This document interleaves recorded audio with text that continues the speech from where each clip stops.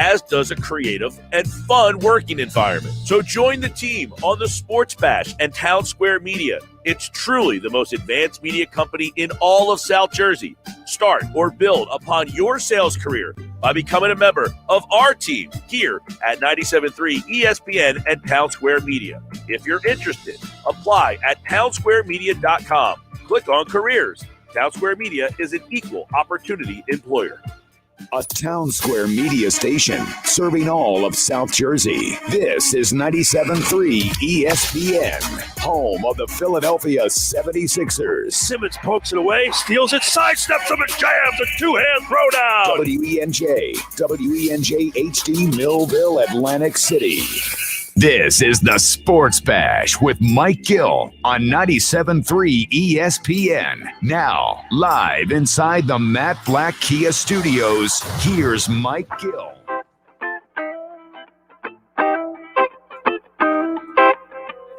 We are live on a Tuesday edition of the Sports Bash. What's going on, everybody? I'm your host, Mike Gill. Josh Henning is producing today's show. You happen to be out there. We are live on Facebook, YouTube, and Twitter if you want to watch the show. Of course, you can hear us live on the free mobile app or via your terrestrial radio, 97.3 ESPN FM. We got Daryl Morey spoke today. We will dive into some of the particulars from his press conference, which, I got to be honest, wasn't very revealing. So if you were hoping, wow, Morey's going to speak and he might say something juicy, I didn't get anything juicy from it. Maybe you did. But we'll continue to pick up the pieces from what is maybe, I was thinking about this last night. You know, there was no games on last night, nothing to kind of reflect. So I'm thinking to myself, in the pantheon of feelings, like, well, there's bad losses. And I said yesterday, I was at the Phillies game when they lost to the Cardinals 1-0. That was the game that Ryan Howard blew out his Achilles, and it was kind of like the end of the era. That one, to me, might be the worst loss I was ever at. The Eagles losing to Carolina in the playoffs the one year. Donovan McNabb got hurt in that game. It was very disappointing. That was the Ricky Manning Jr. game when he threw him around like a rag doll. He threw Todd Pinkston around like a rag doll in that game. It was very disappointing. Losing the game to the Tampa Bay Buccaneers on the final game ever at Veterans Stadium, that would be up there. I think it's the Phillies game for me because Howard blew out his Achilles, and that was like symbolic of the franchise just kind of falling apart. You know, your guys, your core, your group of guys that got you there had kind of broken down, fallen apart, and that was it. That was the end. That was the end of the era. You had Roy Halladay gave up a run in the first inning, outdueled by his friend Chris Carpenter. And the Phillies haven't been good since. We're going on 10 years now since the Phillies have been a good baseball team.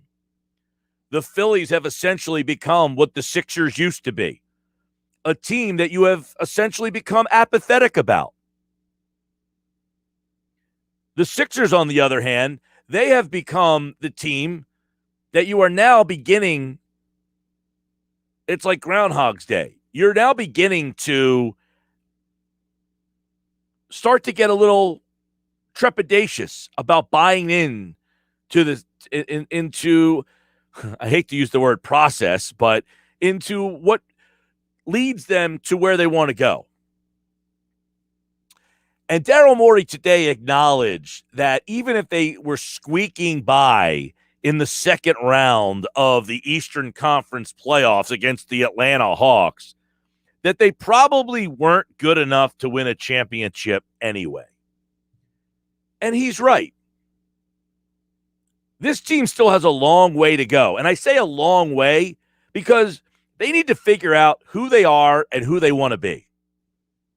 And until the Sixers kind of find that identity, I think this year was spent finding, really, is this Joel Embiid's team or is this Ben Simmons' team? And I think we all found out that this is Ben Simmons' team, Joel Embiid's team more than it's Ben Simmons' team. But what does that mean moving forward? Daryl Morey kind of acknowledged today that it's hard to win in this league with a big guy. So what do you internalize if you are the Philadelphia 76ers? What is your message? What do you guys, think about what the front office plan must be moving forward? Because it feels like everybody wants to kind of point at Ben Simmons as the guy that has to go.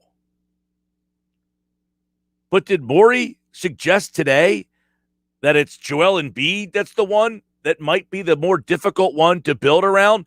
He did say today, Daryl Morey, that there are 25 or 26 teams that would love to be in the 76ers situation. Is that an eye-opening statement? I don't think so. The problem is, sure, there's a lot of people who want to be where the Sixers are, but the Sixers don't want to be where the Sixers are. The Sixers would like to be in a spot where the Atlanta Hawks are right now, where the Milwaukee Bucks are right now, and they're not. And I'm not sure that they are. I'm not saying they're so far away, but Morey acknowledged we're not good enough. But should we have expected them to be good enough? I know we all feel like because they won 10 games, they won 18 games, they won 19 games, that because of that, they should be good. I guess the question I would say is, give me an example of teams that have been consistently bad who have added players that way and then became good. Why would we think that they should all of a sudden be good? It still takes time to build that back up. The Oklahoma City Thunder, I think, are a great example of it. Now, it's a good example in terms of the way that they got players. They had Kevin Durant, the number 2 pick in the draft, right? They had James Harden, the number 3 pick in the draft. And they had Russell Westbrook, who I forget. I think he might have been the 3rd pick in the draft. And that was a team that when they left Seattle and went to Oklahoma City, it was a complete change from they had Kevin Durant drafted in 2007, okay? They got Kevin Durant, they won 20 games. The next year, they went to 23 wins. The following year, they went to 50 wins. So now they're on the map. They got this team, right?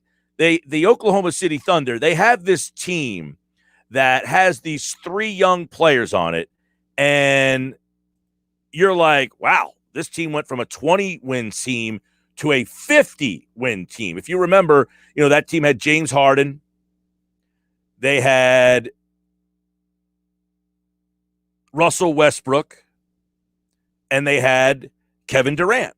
That was what they kind of built around.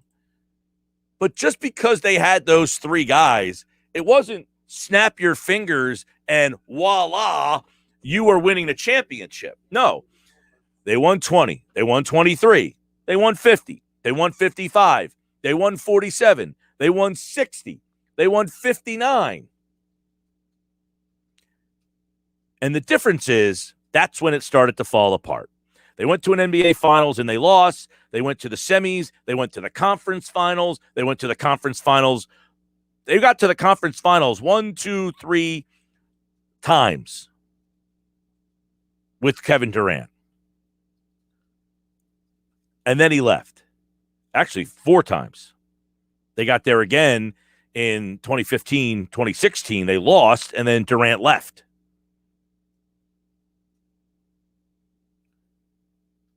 The difference is the Sixers can either go one of 2 ways here. They can follow the Oklahoma City model where you're saying, hey, they went from a 20-win team to a 23-win team to, boom, a 50-win team, and they had a lot of disappointment. The difference is they couldn't afford to keep their players. They had to let James Harden go. They eventually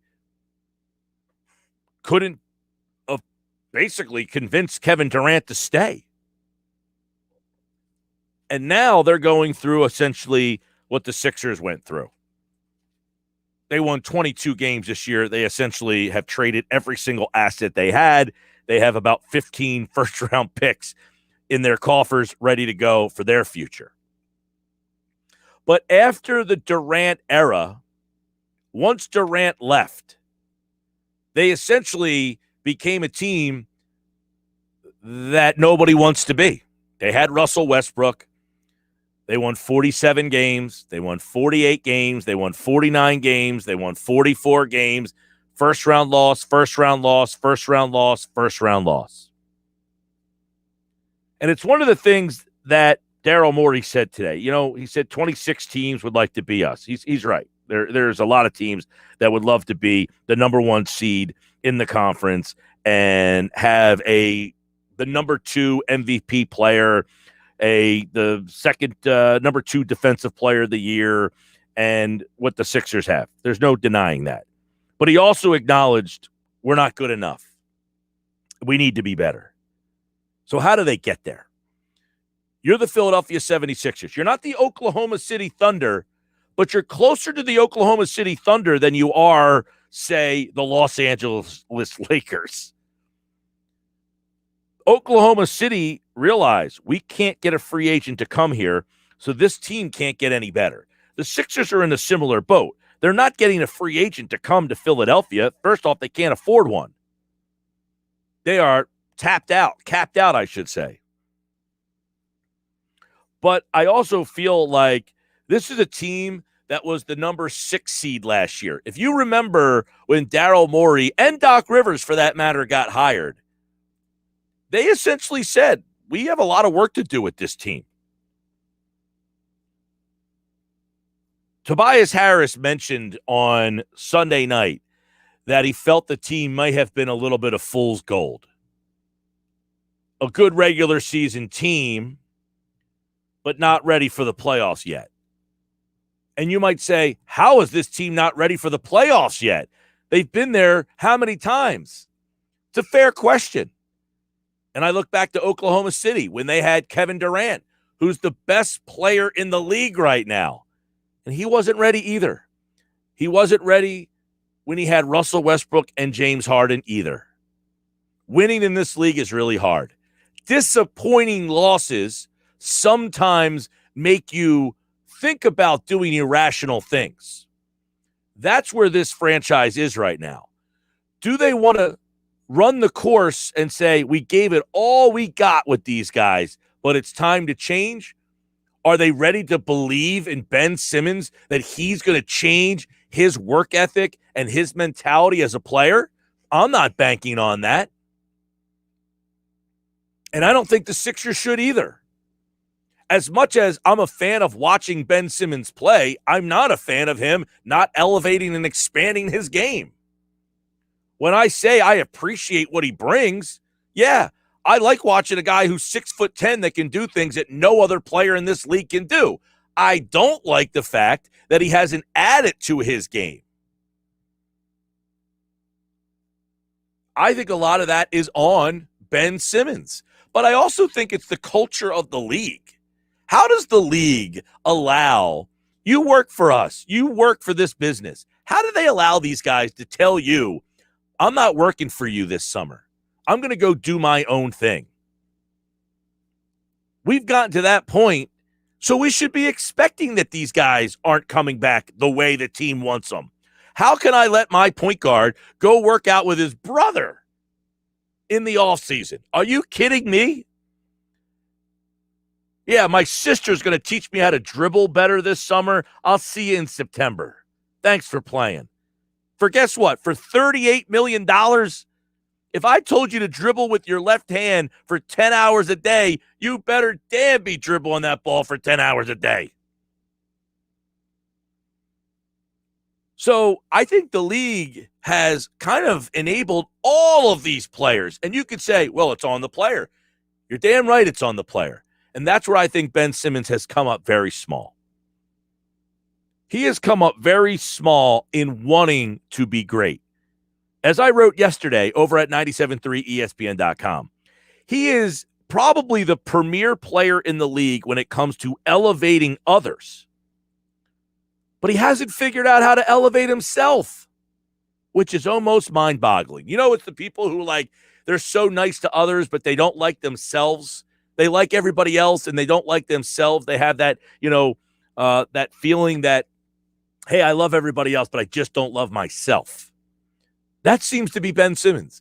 He wants to help everybody else, but he's not willing to help himself.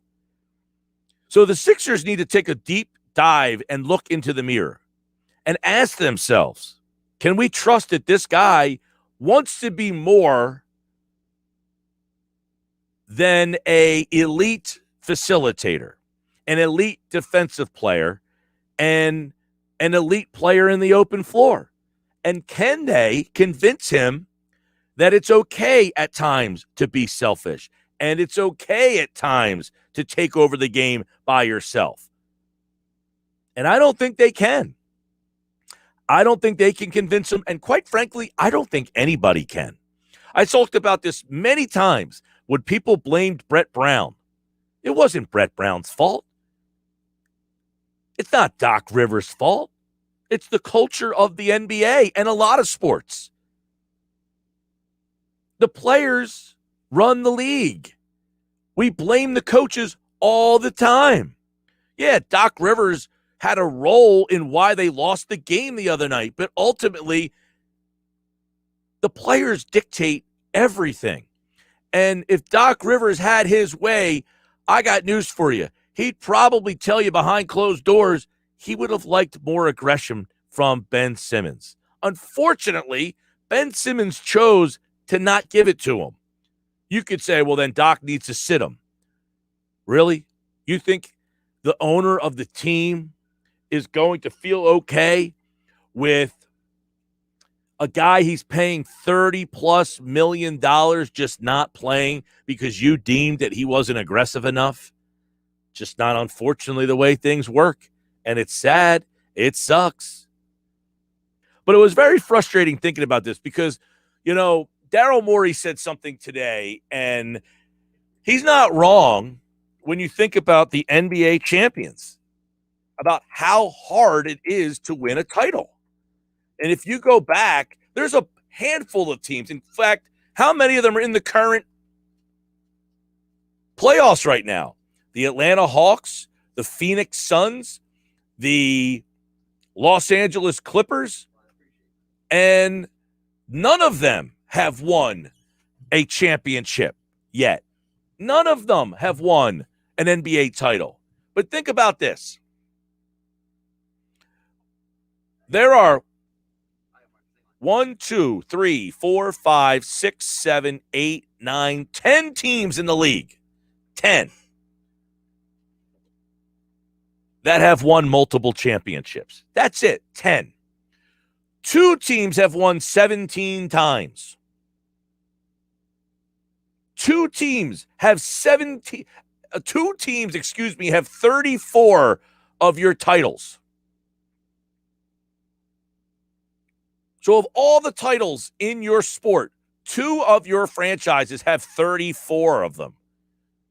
2 others, Golden State and Chicago, have 12. They have 6 apiece. San Antonio has 5. So 5 franchises have essentially won all your titles. You know who's next? Philadelphia. They have 3. The Detroit Pistons have 3. And the Miami Heat, who have only been around since like 1989, have 3. Winning a title in this sport is hard.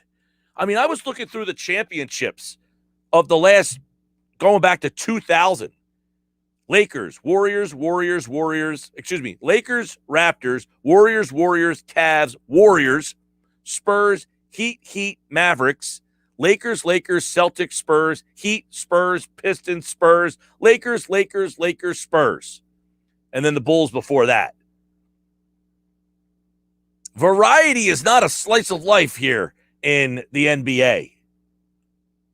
So shame on all of us who think that you should just walk on in because you lost 72 games one year and that, hey, you should win a title. You can be frustrated as all hell. Mazel tov to that. But because you come up short a handful of times, should you do what the Oklahoma City Thunder did and say, all right, we tried, not good enough, and just start over? Or do you keep going on the path that you can eventually become the teams I just mentioned? What's more malleable? What makes more sense? Breaking it up and starting over, or keeping it together and keep going down that path? Because guess what? Michael Jordan took 8 years. LeBron James took 8 years. They didn't just walk into the league with their core, start running roughshod on the league. I'm sure at the end of a lot of their disappointing losses, they wondered, does Michael Jordan shoot too much? Is he the right guy to take you there? Michael and Scotty had a lot of disappointment before they finally ran the league. The biggest question is, though, goes back to number 25. And there's the problem. I don't know that you can say with all your heart that, yeah, let this team keep building and building and building. Yeah, there's been disappointment, but that's the way of the league. The league is filled with stories of building, building, building, and disappointment and more disappointment. I just don't know that at right now, the way Ben Simmons has, and it was only in the last 2 weeks. The last 2 weeks is what completely has altered. I like to make the reference from Back to the Future, the alternate 1985. Ben Simmons has lived in the normal 1985 for me. He has now dipped into this alternate 1985 with, I don't know what to think. Because the guy that I saw play in these playoffs, he wasn't the guy that we saw play. If you look at his number in his rookie year in the playoffs, 17 points a game, he shot the ball 13 times, and he shot 70% from the free throw line. 70! His rookie season in the playoffs, he shot 70% from the free throw line. How did we get here? 609-403-0973. 609-403-0973. That's the text board. The phone lines, I'll open them up. 609-573-3776. 609-573-3776 in South Jersey, and in Delaware, 609-573-ESPN. If you want to jump on, talk a little Sixers, little Simmons, little Embiid, Daryl Morey, what's next? I got you wide open. Busy show today, so get in now. We'll try to fit you in as much as we can. Sports Bash brought to you by your Delaware Valley Acura dealers. For great deals on Acura's award-winning lineup, shop online at delvalacuradealers.com. Josh, I like this bigger font. Thank you. That's helpful. That was very nice of you. 609-573-3776. 609-573-3776. That's the phones. The text board, the video stream. Watch us live, Facebook, YouTube, and Twitter.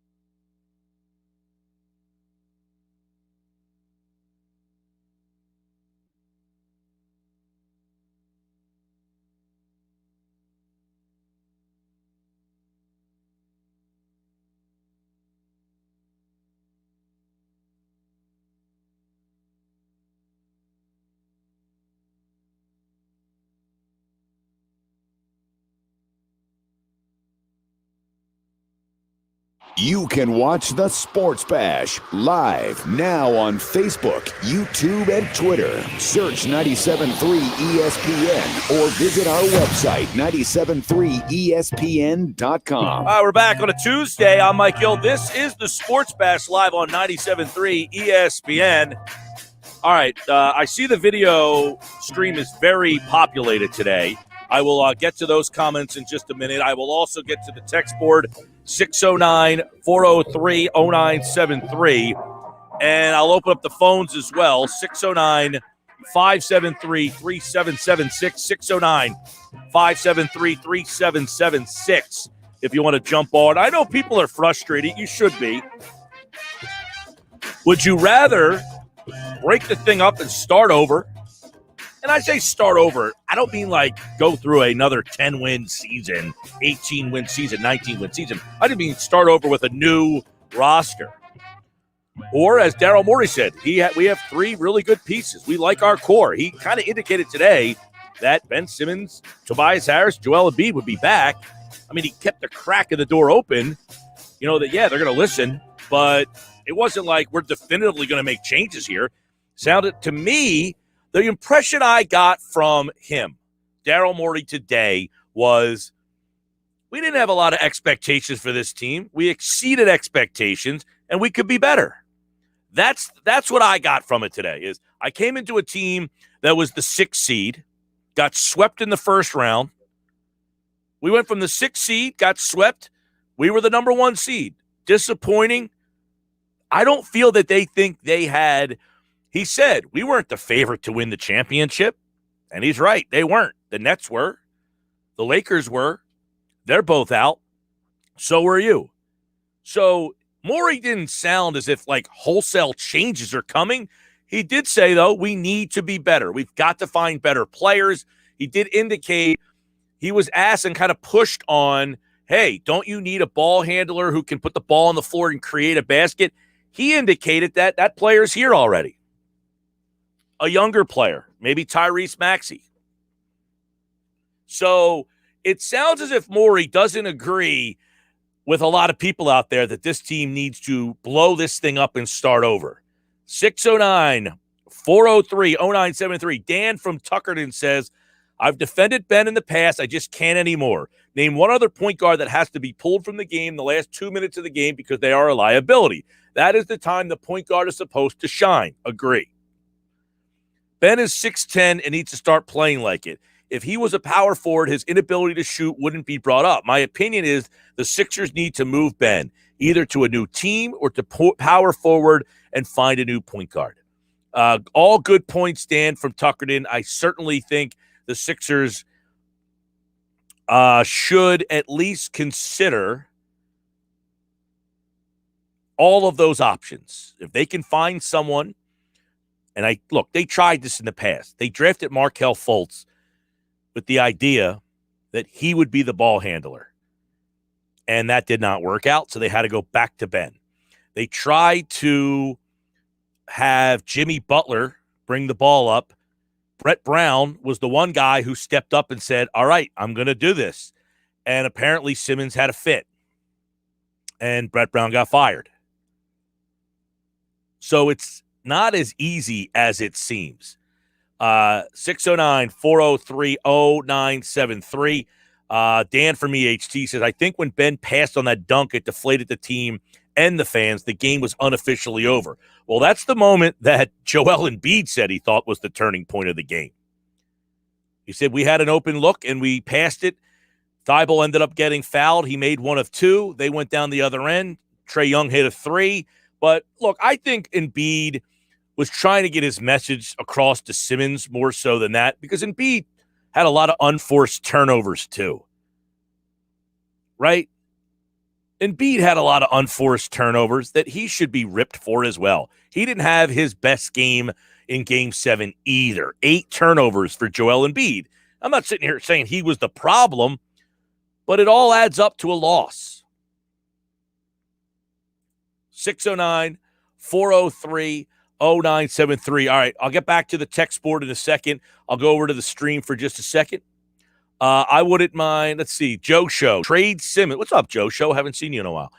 Trade Simmons. Also, I said from the beginning that the Sixers should have gotten another star player. I think George Hill didn't do much. Also, get another player to help Embiid. Joe goes on to say, I wouldn't mind trading Embiid. He's too injury-prone. The Embiid thing's an interesting conversation because Morey hinted today that how hard it is to win with the big guy. So do you say, look, I'm going to keep Ben Simmons and build around him because I can get more in return for Embiid? Gutsy. Tell you that much. Very gutsy.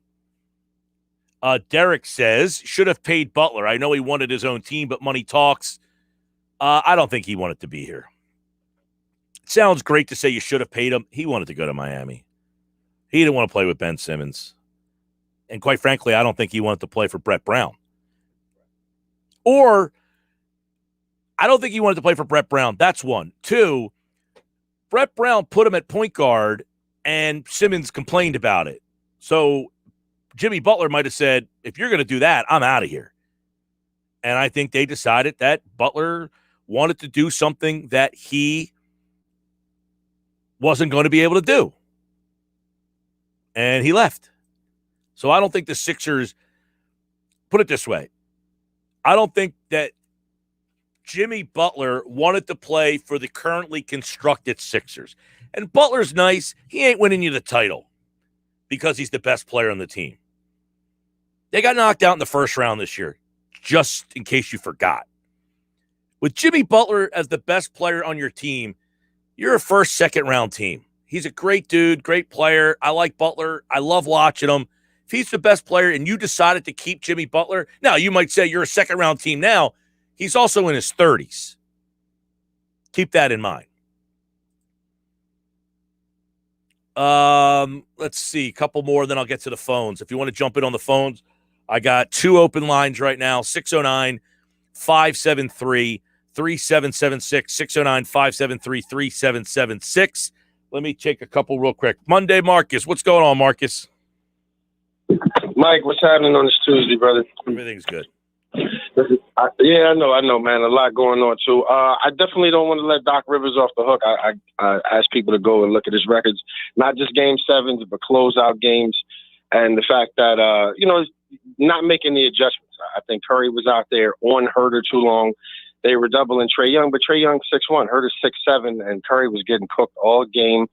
And even though he had, a strong 16 points, that offset by Herter's 27, career high, and he was just giving him the business, man. At some point in time, you got to get the ball out of his hands and maybe make Trae keep shooting, or whatever the case may be. You look at where the Clippers are; they only let Lou Williams go, let their center go over to the Lakers, and they're a little bit further along the line than when they had Doc last year. So again, I agree. I'll say this, Marcus. I said the same thing. I was sitting next to Michael Kaskey-Blomain at the game, and I said, dude, Seth Curry's getting roasted. And that's where he said, yeah, if Danny Green's here, they don't. But Curry had to be on the floor as the only offense you had. No, I get it, but you don't have to have him on Herter. You could have put him on Trae. Well, you know what I mean? Let him. That's the problem. But here's the thing, Marcus. If he put him on Trae, they would have just gone after him with Trae. Instead, they just found whoever he was guarding and went with that guy. Because when he went to Gallinari the game before, what'd they do? They went to Gallinari and picked them apart. They were finding. It's like when J.J. Redick was here. Wherever Redick was, the other team just went after him. But you had to have him on the floor for the spacing. You had to have him on the floor, but I'm looking at maybe a double team. Just get the ball out of the hands to make him feel like he's not going one-on-one with Herter till he backs him down in the lane and just shoots over him at 6'7", compared to what. Now, you could have sent help to him. You could have sent help and got a double and tried to get the ball out of his hands. Unfortunately, though, they had to have Curry. And people kept saying, you got to get Ben off the floor. The problem is you need Ben on the floor to play defense because who else are you going to play? Then you're going to have 2 guys out there getting shredded. No, 100%. And I was with you yesterday when I listened to you and talk about the 13 assists that he did have. But what I look at is that, if you remember Xfinity War when Bannon asked Hawk to come out and Hawk was like, no, that was basically Ben yesterday or, Sunday when it was time to do something. He was like, I don't want it. I don't want to do it. Even later on, with all the respect to those that want to wear masks, he's in a virtual press conference. He didn't even want the people to see his face. I know. I agree with you. So dejected, there's something with it. I'm like, you're in a virtual press conference. I mean, just come out And it's different than the whole Ricky Williams thing. Ricky Williams came out from the beginning and had issues with cameras and all that. Ben was always out there. I mean, he did commercials. He's doing all types of stuff. And the fact is that in the biggest moment, you're not only the weakest on the court, but it's taking him off the court as well. His confidence beyond shot. And again, I don't know if a change is warranted here based on the salary, based on everything else. Hopefully, Daniel Moore can do something, with regards to that, similar to how he did last year. But inside his head, I mean, he's got to be able to, he's got to want to buy in more. And I don't know what else they can do because the kid's already getting paid. Well, that's the problem, Marcus, and I got to run. I appreciate the call. The problem is, what evidence in the past has he shown you that he is willing to put the work in? Because every time he has left, Brett Brown, Yaron Weitzman's going to join us at 5 o'clock tonight. And Brett Brown had a whole offseason plan to work with Ben. And Ben Simmons' agent said, no, not going to follow that plan. We're going to go work with his brother. So what evidence is there that you can monitor him and what he's doing? That's a problem that I have in letting him go, or his agent dictating, hey, we're going to go do that. We're going to go work with our with somebody else. 609-403-0973, the text 609-573-3776. Let me go to Matt in Egg Harbor Township. What's going on, Matt? Hey, Mike, how you doing today? I'm all right, my man. How are you? I'm pretty good. Look, Ben Simmons, he's getting slammed, and I agree he should be, but I think Tobias Harris is not getting enough of the blame here. I mean, he had been great all year, but in the biggest moments when it came to the playoffs, he crumbled. He crumbled. You saw that in Game 5, and you saw it in Game 7. He wasn't making the shots that he needs to make and that he's paid to make. And honestly, I think he fooled us all this year. I mean, you look at the stats, obviously his field goal percentage, he's much better than last year. But, I mean, other than that, his stats are almost identical. Like, has he bamboozled us? It's a good question. I think we found out that he is the third guy. He's not the second guy. I mean, if he was the player if you didn't need – the problem is they needed him to be the second guy, and he gave you third guy production. You know what I mean? Yeah. And the problem is kind of brings it back. You're wedged in with salaries because Simmons gets paid so much that it's hard to find a guy that can be the second scorer when you're paying a guy who you don't count on to score all that much. That's the problem. Exactly. Yes, the Simmons situation, and that leads you back to, should he move on from Simmons? And right. That's a good thing, and I appreciate the call, man. That is a good. That's a good point. That's where Simmons' salary can be looked at. Is all right. You're paying this guy, and he really does a lot of things that this team needs. He's a great defender. He does this. He does that. He's in the open court. He can defend all five guys. He's versatile. Yada yada yada. The problem is you don't have a secondary scorer, and you got to try to find one, and you can't pay for one because you pay Simmons so much money. Because you found out now that Tobias Harris can't be the secondary scorer. You can't have Seth Curry being the secondary scorer. I mean, he played great. This isn't to take anything away from him. All right, Sports Bash Live. I got more people hanging on hold. I'm going to get to you on the other side. 609-573-3776. I got a couple more open lines. People just jumped off, so if you want to jump in their place, 609-573-3776, 609-573-3776. You buzz, we'll get you on in the next segment. Also, the text board is kind of blowing up right now, and if you're watching the show live, I will get to your videos as well. Frank Klose with the mailbag at 3:40. Frank's going to jump on at 3:40 today to do the Phillies mailbag. We got Jeff Nadu. We got MKB. We've got Yaron Weitzman. It's a Tuesday with Thompson. Busy show.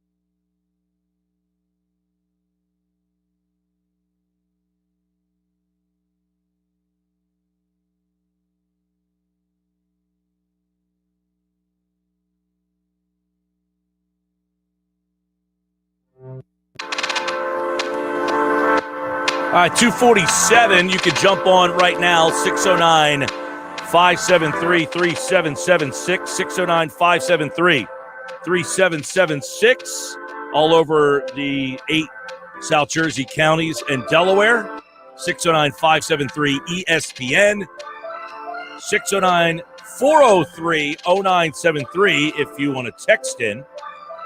Mike, no free agent would want to come play with Simmons and his mental issues. That remains to be seen. I know who just said, who was it? The Bruce Bowen just said that Greg Popovich would trade for Ben Simmons in a second. Anyone on his roster. He says, I know Pop very well, and I assure you he would trade anyone on the Spurs roster for Ben Simmons.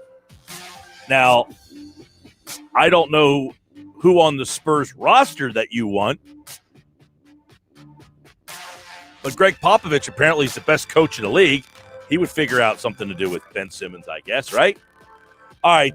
Well, I think he might make him do stuff, maybe. Who knows? The Simmons thing is like there's so many people who don't like him. There's other people who appreciate him. So there is no absolute. That's the difference. People think it's just an absolute. Nobody wants this guy. Yeah, no. I assure you there are coaches in this league that would like Ben Simmons to run their offense because their offensive system fits his style. When the Sixers don't have Embiid, they flourish a lot of the times in the offensive side of things, not the defensive side of things, but on the offensive side of things because Simmons drives and kicks and they shoot. When you don't need him to score, you're fine. If you need him to score, that's not as appealing. I mean, DeMar DeRozan's a financial trade you could make. Do you want DeMar DeRozan? There you go. There's a trade you can make. 609-573-ESPN. Tommy in Summers Point. What's going on, Tom? Michael. You Yes. know what? You know what the biggest issue is, Mike? What have we been told for the last how many years? Trust what, Mike? Trust the process. Trust the process. Trust the process. We got sold a bill of goods. You know what, Mike? F the process. There is no process. Never was, because that's a crock of bull. One thing this team's missing, Mike, is a veteran leader on this team. And that's where I think Jimmy Butler would have helped this team. You don't think they'd win a championship without Jimmy Butler? Listen, he's a veteran leader, and he played basketball. I think when he left last year and didn't want to come back, it was telling. It said a lot. And I said last year, he doesn't want to come. Look at the team last year that he left. Don't you think that was a thriving, looking from the outside in, a good, viable chance to win the championship the next year? Didn't it look like come on, Mike, it looked like a good team that could win. The team, you're talking about the team that had Jimmy Butler on it, not last year's team. Yes. Yeah, that was 2 years ago. Jimmy Butler, Jimmy Butler, Ben Simmons, Joel Embiid. That looked like a good team. He wanted no parts of the team this year, Mike. No, he opted out last year. He missed this year. He left last year. He didn't. He did not play last year. Correct. He left last year. He played in Miami. I thought this was the first year in Miami. No, he went to the finals last year with the Heat. If you didn't remember. Yeah, you're right. Yes, I'm always right, Tom. Come on, man. Correction, Mike. You're like a clock. Half. You're always gonna be right half the time. But listen, Mike. I think they're missing a veteran leader, but the process. I don't disagree with you, though. I don't disagree. They brought Al Horford in last year. He was supposed to be that guy from the Celtics who had the veteran leadership, and that didn't work. No, but I'm saying it didn't work. So they tried to change that out this year. And for some reason, someone took that contract from them. And look, Danny Green, I think it hurt them losing Danny Green because he was the guy you're talking about. Correct. What? Yes, but Mike. Right. No, I believe in losing Danny Green. But let me ask you a question. Wasn't one of the things was trading Ben Simmons for James Harden? And I wasn't a big fan because I said Harden didn't play defense. But listen, with Harden's offense, you went in the championship this year, Mike.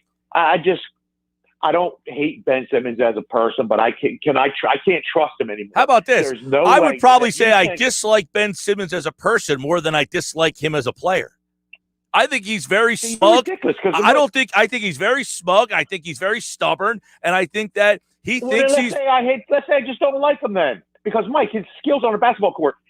How can he come back on this team? There is no way he can go into the freaking Wells Fargo and chunk it up like that and be able to. Mike, there's no way. Name one player in the history of any sport, that's hockey, basketball, baseball, football, anything, that you had this situation where an all-star that's getting paid, an all-star that's getting paid $29-30 million a year, you can't have him on the court or on the field or on the rink when the game's on the line. Name one in the history of sports, Mike. I've never in my life seen anything like it. I don't, and Tom, I got to roll, man. I appreciate it. As always, look, the one guy that people would kind of compare it to is Jason Kidd, who was an atrocious shooter early in his career from three-point range.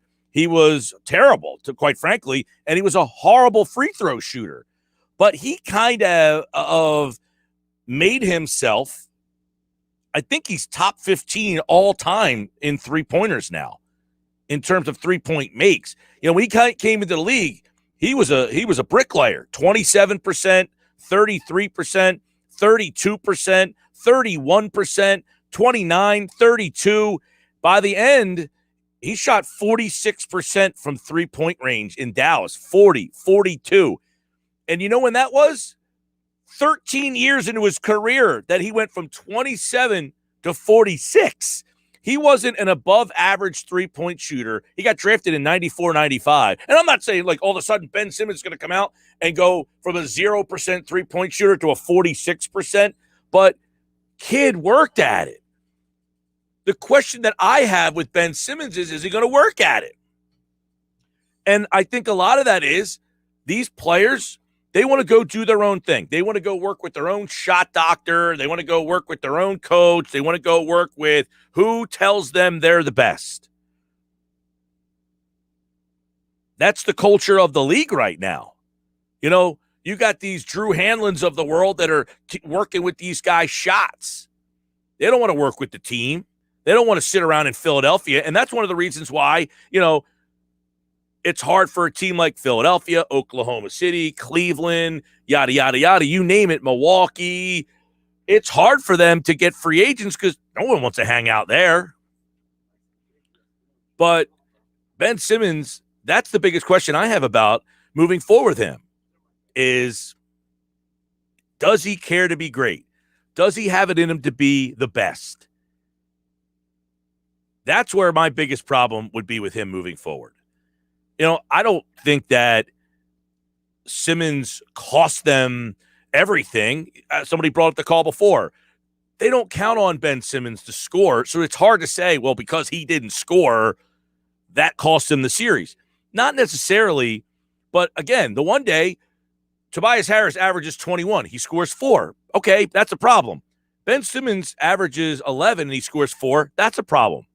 Now, if he gives me 8, they win that game. But something mentally changed with Simmons that really has me concerned.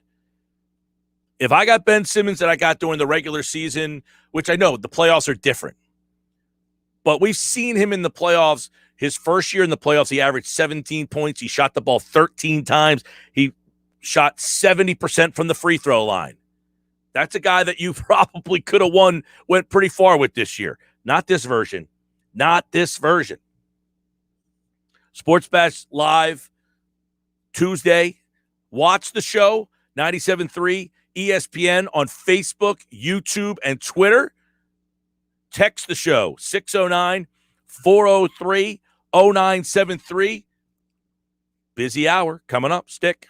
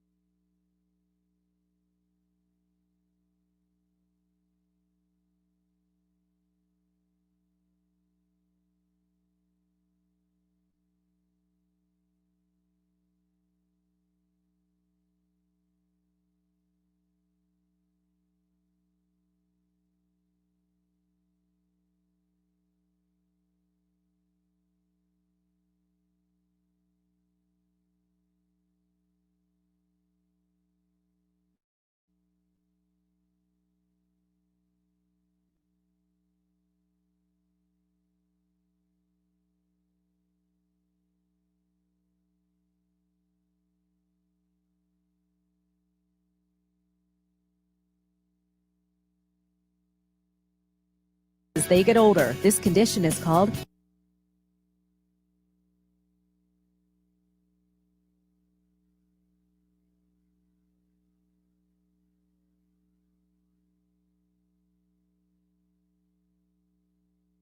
South Jersey's home of the Sports Bash with Mike Gill. Well, something to think about, for sure. WENJ HD Millville, Atlantic City. A town square media station serving all of South Jersey. This is 97.3 ESPN.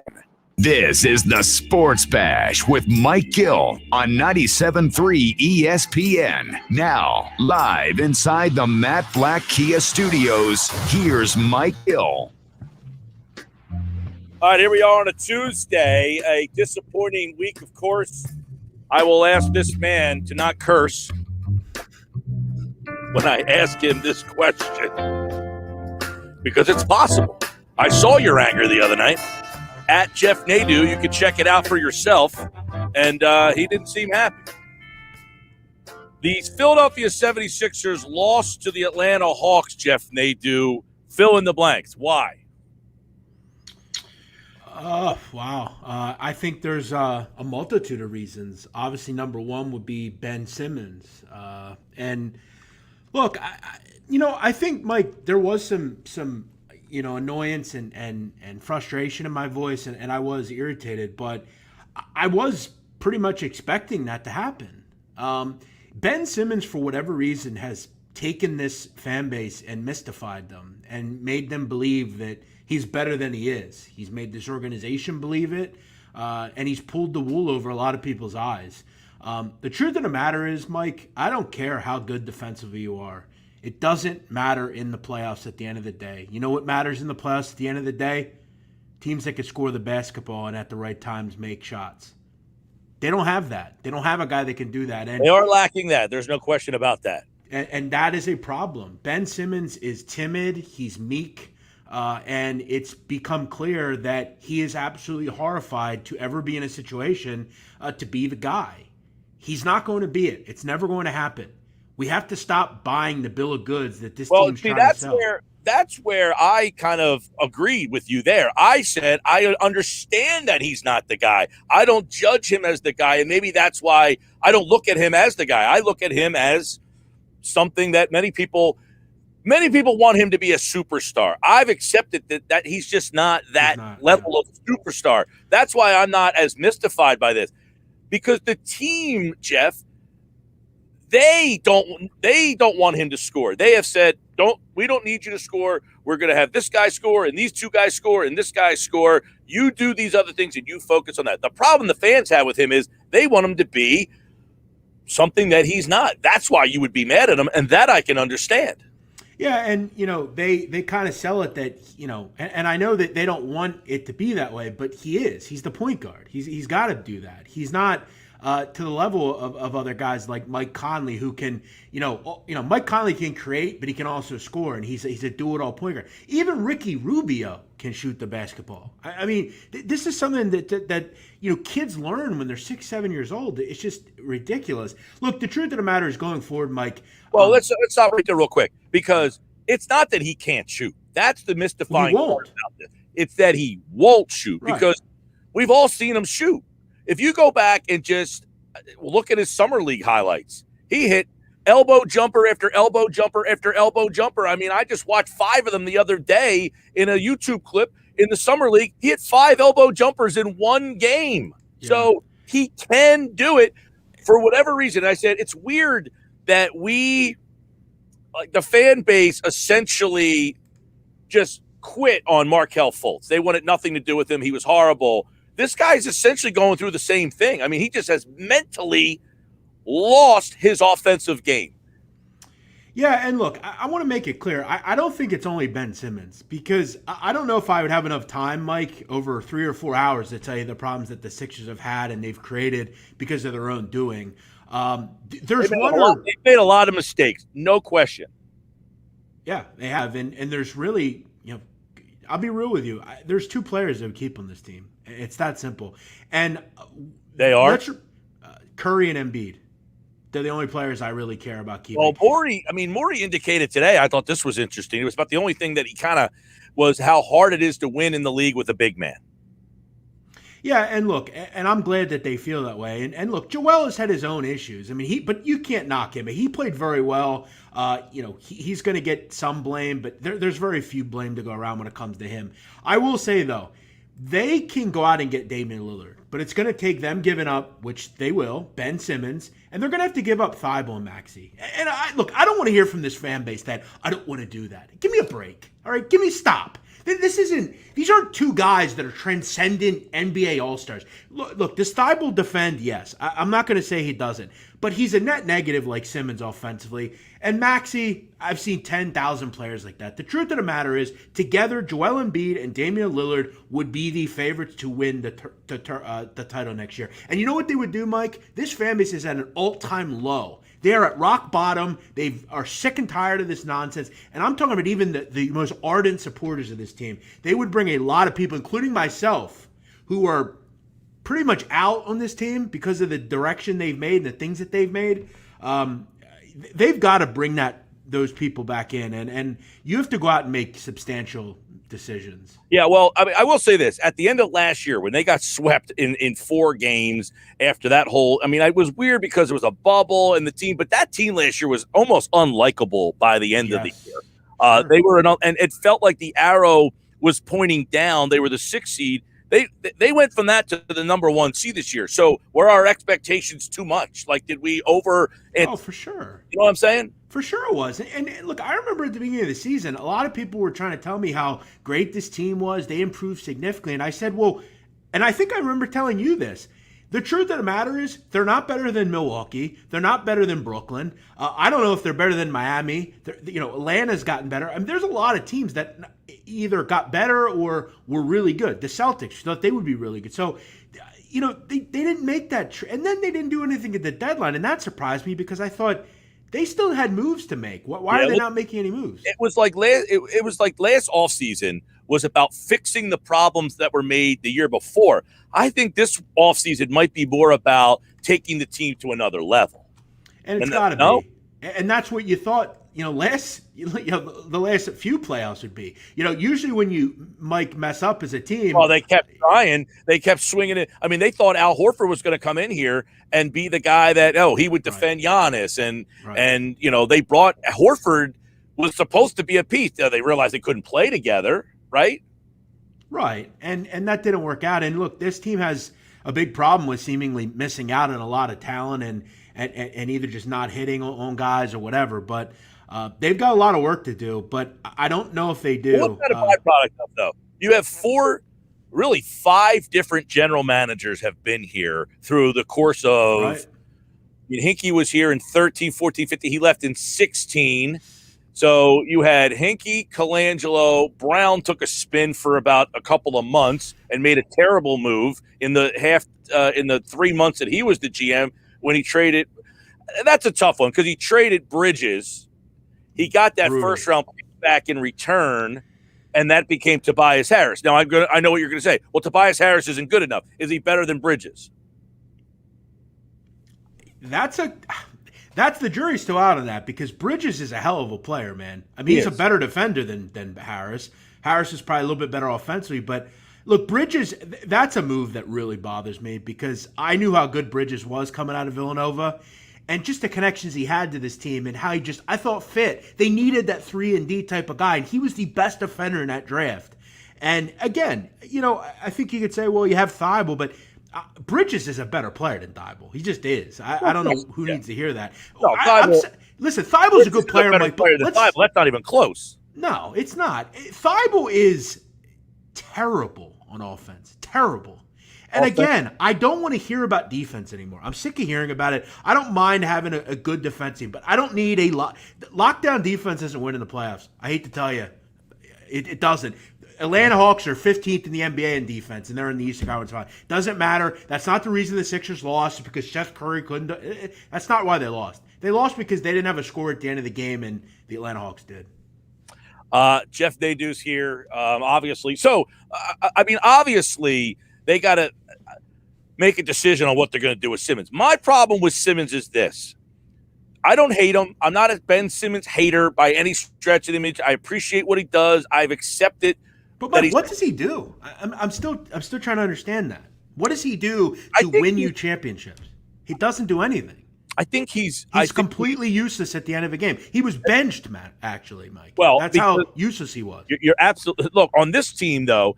That's the thing on this particular team, because Joel Embiid is your main offensive scorer. In the regular season, they seemingly can coexist and you can get away with it. In the playoffs, because they don't have that guy that can create still. That's their biggest problem. They don't have a guy that can put the ball on the floor and get a bucket late. So when you're in the half court and Ben Simmons doesn't want to put the ball on the floor because he doesn't want to get – he's got to be able to – if he can't shoot foul shots, then yes, then you've got to make that decision. Let me ask you this. He shot 70% from the free throw line in his first playoffs. Now he's at 30. Let me ask you something. Yeah. If it was conceivable where you could get a guard without giving up Ben Simmons, right? Let's just say he's not involved in the trade. And they tried that, by the way. Right, and you move Simmons to the 4 and put, obviously keep Embiid where he is. Why have they never done that? And why have they never stuck with that? Brett Brown tried it. Why not keep it going? Why not just do it always? Complained, and then Jimmy Butler said, "All right, then I'm out of here." And you know what? That's an issue. The fact that he tells them what to do. And look, by the way, Doc Rivers telling us for weeks how he doesn't care if Ben shoots, doesn't care if he makes free throws. Then he throws him under the bus in the press conference. What was that all about? I mean, I agree with him that I would get sick of it. It bothers me, but you're the same guy that was telling us that you didn't care if he did that kind of stuff. Now he doesn't do it, and you don't know. It's a weak move by him. The thing you said, that's the thing that bothers me the most is the league. The culture of the league is if I'm the Sixers, I want Ben Simmons working out with me. He's going to go work out with his brother. He's going to go work out with the shooting coach. The whole league's like that. I can't stand it. Yeah, he's not going to do that, I hate to tell you. So I wouldn't expect him to do it. Right, well, they have a plan for him. So no, they don't. Right? No, they don't. That's all a smoke screen. You want to see videos this summer?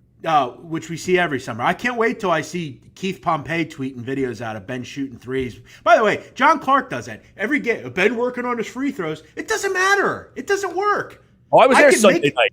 I was there Sunday night, Jeff. He hit 9 out of 10 free throws. Of course he did. There's no pressure. No one's watching.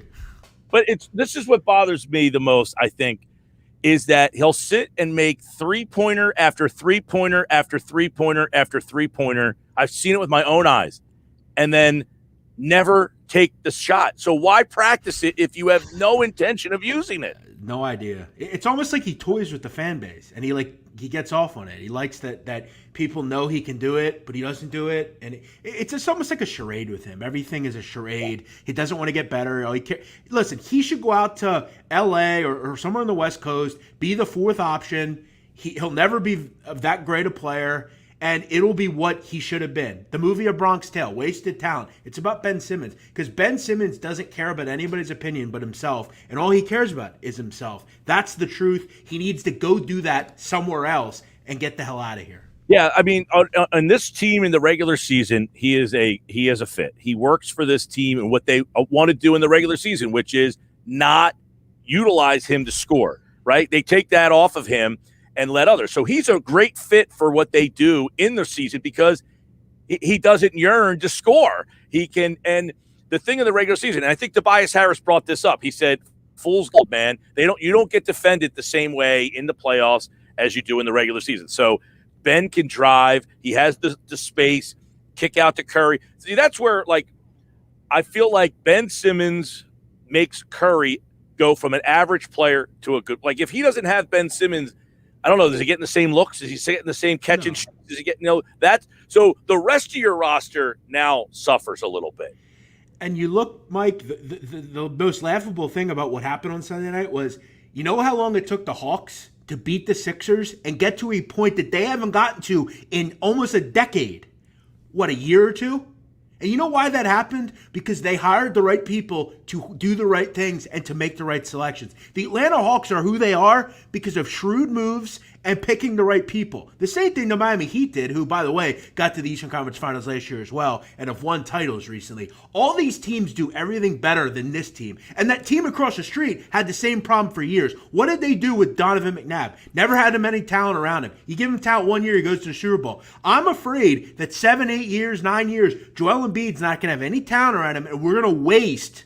And the process is going to be a whole big waste because they never put talent around Joel Embiid. They have to do it this year. Stop making excuses. Daryl Morey's got to win this offseason.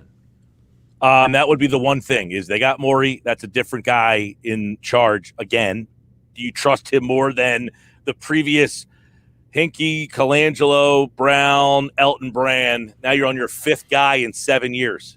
And, Mike, I want to make this last point about Ben Simmons. You cannot get Damian Lillard for only Ben Simmons. You're going to have to do stuff you don't want to do to get the best player here. They didn't do it for James Harden because they try to sell us that Thibault and Maxey were the next big thing. Kyle Lowry, too. Damian Lillard is better than both those players, in my opinion. Well, you're not getting Damian Lillard for Ben Simmons, by the way. No, you're going to have to throw 2 other people in and maybe a pick as well. You can get McCollum straight up for Ben Simmons, which I would also do, or Bradley Beal, which I'd also do. But Damian Lillard's the guy. Him and Joel Embiid win you a title in this town. I would agree with that. I don't think that they're taking any deal that's just, and adding other players. I don't even know that they're taking, unless Dame Lillard says he doesn't want to be there. Oh, sure. And I think that's going to be key. And my thought is he'll probably say that, and the Sixers will end up with like Zach LaVine or somebody like that, and that won't be good enough either. They have to go out and get a superstar, and they screwed around. They should have got James Harden, but they didn't make that. That wasn't good enough. That didn't happen. So we'll see. We'll see if Daryl Morey can pull it off. All right, couple quick things real fast. Opened at 6 tonight, down to 4.5. Suns, Clippers. Yeah, I think it's a tough game. I think I lean small to the Clippers, but the play I took in this game, I had it Sunday. I'm going to play it here again. DeAndre Ayton over points, rebounds, 25.5. He is a big-time matchup advantage for them in this series. The Clippers go small. They don't have a real answer for him. Gobert kind of beat him up in the last series. I think Ayton is just better than Gobert. He average-wise gets to around 10.5, 11 boards a game. He's pushing 20 points every game. I think 25.5 is just too low. I think without Chris Paul, he's a major part of this offense, him and Booker. I'm going to lean on Ayton tonight to kind of come home again and give me a job done. I don't know if they'll win. I think the Suns are just better than there, and I think you can make the case. If the Suns have a flaw, I'd like to hear it. I don't think they have one. They should be the favorite to win the title, and I think they ultimately will. How about that, Mike? The Suns go from a team that doesn't even make the playoffs to winning a title, and another team that's going to win the title before the Sixers. Weird. For 10 years, they haven't made the playoffs. All right, Jeff Nadu. Yeah. Follow him at Jeff Nadu. He's given out a lot of great soccer picks during the Euro 2020, although I don't think they should have it on both ESPNs. It's ruining my day. I actually like it because there's some games. I know you do, but I only need it on one ESPN. Yeah, throw it on Watch ESPN. I'm good with that. ESPN 3 plus. There you go. Okay. All right, Jeff. See you, Mike. Take care. And don't forget to sit down with Jeff Nadu at Jeff Nadu on 100,000 listens, Mike, this week we're getting to. What's that? We're at 100,000 listens through 11 episodes. Go check that show out. All right. The sit down at Jeff Nadu. Check that out. And, of course, he appeared here on the Sports Bash. All right, when we come back, my man MKB's in the house. We will continue to take a look at the offseason questions. Daryl Morey, what stood out today? We'll find out what he thinks next.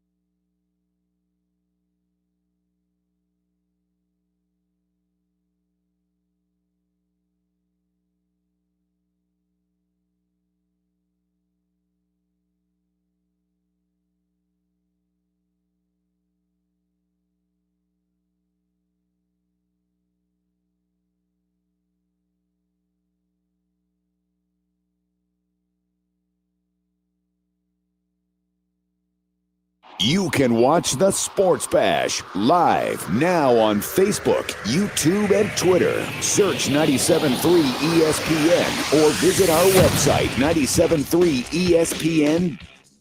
All right, here we go. MKB's here as the Sixers' Daryl Morey spoke today. I don't know that he said all that much other than they are open to everything. What does that mean? Michael Kaskey-Blomain, CBS Sports, covers the NBA and the Sixers. He was there on Sunday night for the season finale.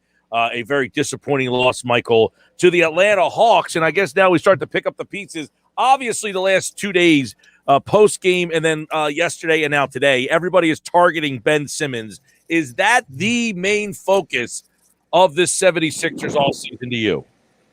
It's definitely at the top of the list, Mike. I don't know if it is the main focus, but I think they obviously need to figure out, somewhat quickly if they, truly believe that he is a guy that they can continue to build around moving forward. And if they think, like you said, that they can kind of, pick the pieces up and put them back together. And clearly there's, a confidence issue there too. And they have to assess if they can get his confidence back up to the level that it was when he was, the top pick in 2016.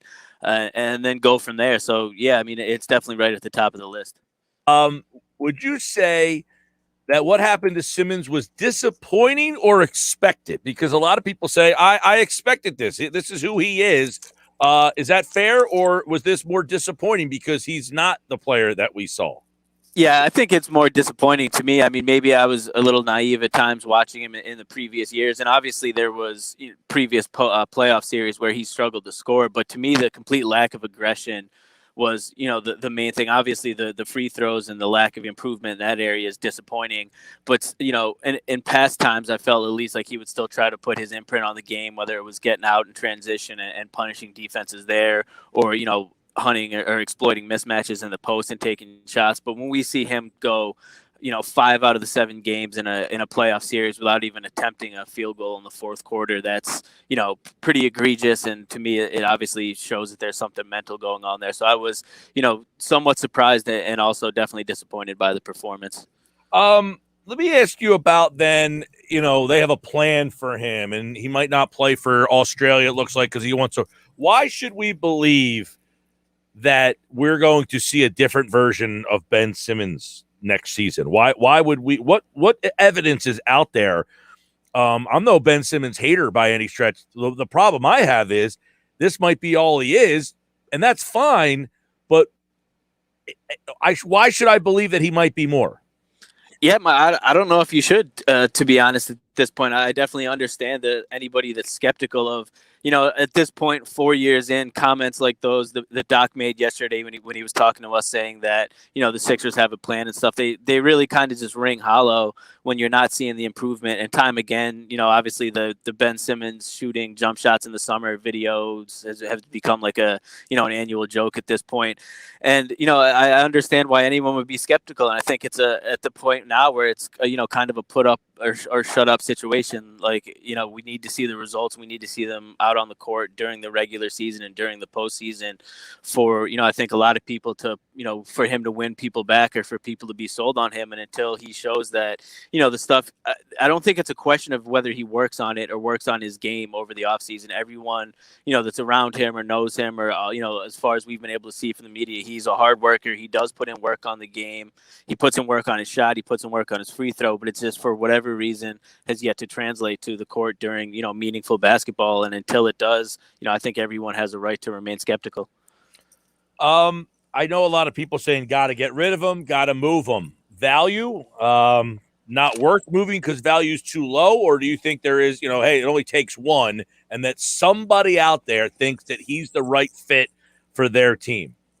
Yeah, I think it could go either way, Mike. I definitely think that there could be a benefit to being a little bit patient. His value, obviously, right now after that performance is as low as it's been since he, has been in the league. I think there would be some merit to potentially waiting, hoping that he does kind of build himself back up over the offseason. bringing him back out to start next year and then seeing, has he improved enough to help the Sixers and stay there, or has he at least improved enough to, boost his stock on the market. But it's also not so low to the, as some people, maybe on Twitter would have you think. There's definitely still interest in him around the league. There's definitely still teams that think he could be a really key piece with the right parts around him. So, as Daryl Morey said today in a very vague GM speak way, the Sixers are going to test the waters. They're going to see what's out there, see what type of interest there is, and then go from there. So it's a situation where I honestly wouldn't be surprised either way. Like if he got traded at some point this offseason, I wouldn't be shocked. But if he was still on the roster at the start of next season, I also wouldn't be shocked about that either. I mean, is it in your mind at the point where you can't bring him back, that he just, it's come too far? It's Groundhog's Day. They've done this before. We can't keep selling to people Simmons and Bede. You're going to go through an 82-game regular season. Even if he's scoring 22 points a game, people are going to say, I'll only believe it when I see it in the playoffs. So can you go through another 82-game season with this duo? Yeah, I think you can, dependent on other moves that are made. I think the fact that the Sixers need – a perimeter creator capable, I'm not like Trae Young in that vein, like a guy that you can give the ball to and have him just operate an offense in isolation or through a pick and roll. That becomes, amplified in the postseason. And for the things that Ben does well, that's not his game. Obviously, Joel is the go-to guy, but it's tough to be the go-to guy in the postseason as a center, as Daryl Morey kind of alluded to today. So to me, if the Sixers do want to continue that, with that duo moving forward, I think it's possible, but I think they then need to make the priority getting some, top-tier, high-level, bucket getters, basically shot creators around the perimeter, not specialists. As great as Steph Curry is, he's largely a shooter. Danny Green's a shooter. Cork Miles, all those guys are specialists. They need to have guys that can, basically create for themselves when things slow down, because Ben's not that guy, and it's tough for Joel. So, I don't think that guy. Can he be that guy and just chooses not to? I mean, we haven't seen any evidence of it, Mike, other than some footage from like summer league games and stuff. I think it's really tough to be that guy if you don't have the threat of, being able to pull up at least in the mid range. I think Ben can get better than what we've seen, but I think the dream of him potentially being that, explosive perimeter creator is probably not going to come to fruition. I mean, that to me, and you kind of mentioned it, like, we've seen the videos, the summer league. I mean, he came out, he made elbow jumper after elbow jumper. I mean, it was effortless for him to do it. And yet we've never seen that but a handful of times in 4 years. That's the mystifying part of the whole thing, is we've seen it in certain. Why work on that shot if you're never intending on implementing that? So I don't know. Do you have any trust that Doc Rivers is the guy that can now pull this out of him? Not really. To be honest, Mike, I don't think. To me, player development has never necessarily been a huge skill of Doc Rivers. If anything, Brett Brown was the more touted for his player development abilities. If anyone's going to get it out of him, I think it's a matter of Ben. He has to get it out of himself. And I think if there was ever going to be a wake up call for him, the way he played in this postseason and the way that the city has responded to his play, if that's kind of like a now or never thing. I think the hope is that, he puts in, like you said, in the lead in, he's not going to play in the Olympics this summer. He's going to instead, focus on skill development. Maybe he'll spend more time in Philly as opposed to LA like he's been in the past summers. But I think it's really a make or break off season for him. And it's going to come down to him putting in the work and being determined to improve, basically. How about, do you think he should play in the Olympics? And, I heard Windhorst say, playing for Australia would be good for him because they have Patty Mills. He can't play point guard, so this might be a chance for him to go and just kind of work out at a different, not have to be the ball handler, not have that role. Go down there and just kind of, that you got to play. Or do you think that it's better that he's not playing? Yeah, I think an argument could be made either way. Obviously, I think it would be good to get him to get some experience in a situation where he's playing off ball more, like you said, because it just seems, moving forward, regardless of where he's going to be, especially if he's in Philly, he's going to have to, spend more time off the ball. They're going to have to bring in other players that can, like we were just saying earlier, create from the perimeter. So I think it could go either way. I understand why he's not doing it. It would be a pretty compressed offseason, and this being so important to him this offseason, I think him focusing on his skills would be equally beneficial. So, I think it could go either way, but I understand why he's not doing it. Michael Kaskey-Blomain, you wrote over at CBS Sports that it's not just Ben Simmons, by the way, that a lot of the same problems this team has had, and by the way, under very different circumstances. I mean, they've had a different roster almost every year dating back to when Joel and Ben were paired up in 2017, 2018 season. So if the same things keep happening and the roster keeps changing, what's the message there? Yeah, I mean, it's obviously a top-down issue. I think some of these things, the turnover issues, we were just talking about, the lack of the perimeter creation is not a new thing. This has been an issue plaguing the Sixers for basically the entirety of this rebuild dating back to 2013. It's almost laughable how many good perimeter players were the Sixers passed over in drafts to take guys like Nerlens Noel or Okafor or obviously Fultz or whoever else they wanted to take. If you look, those drafts were littered with guys now that are playing at a high level throughout the league, and the Sixers just for whatever reason did not prioritize productive guard play. It's been an issue. They tried to address it with Fultz. That didn't pan out. Jimmy Butler was here for a little bit, and he's a guy that can create for himself, but then he parted ways. And since then, it hasn't been addressed. And it was a huge hole for them in this postseason. So to me, obviously, some of that stems from the front office. Some of the on-court issues like turnovers and a lack of focus, that has to stem from your top guys, the 2-3 guys that have been consistent here, over the past 3 years now is obviously Joel, Ben, and Tobias. I think, some of the on-court issues have to fall to them. And then, some of it is the front office. Michael Kaskey-Blomain, I guess I'll leave you the way that many people have left the last couple days. Ben Simmons back next year or no? Oh, man, put me on the spot. I'm going to say yes to start the season. I think he'll be back. There he is at The Real Mike KB for more on this Sixers offseason in the NBA playoffs. And you can follow him at CBS Sports and get all of his NBA and Sixers coverage. All right, MKB, big offseason. This is going to be interesting. Yeah, for sure, Mike. All right, man. I'll see you. All right, thanks for having me on. All right, and there he is. Michael Kaskey-Blomain covers the NBA, covers the Sixers for CBS Sports, and we appreciate him jumping on board, as always, on a Tuesday edition of Inside the Sixers. We'll continue into the offseason with a lot of NBA stuff with the playoffs here. It's depressing having to watch this Bucks and Hawks, but I'm interested. I like watching Young. He's fun, although he flops too much. They put a rule in today that says they might be cracking down on that, so it was a nice run for Trae Young. I think that Hawks team is getting – I said it during the Sixers season series, and I'll say it again. I think people just don't know enough about that Hawks team. If you watch them play during the course of the year, they are tough, man. Are they great? No. They're tough, though. They're tough, and they believe in themselves. They do believe. They believe they belong.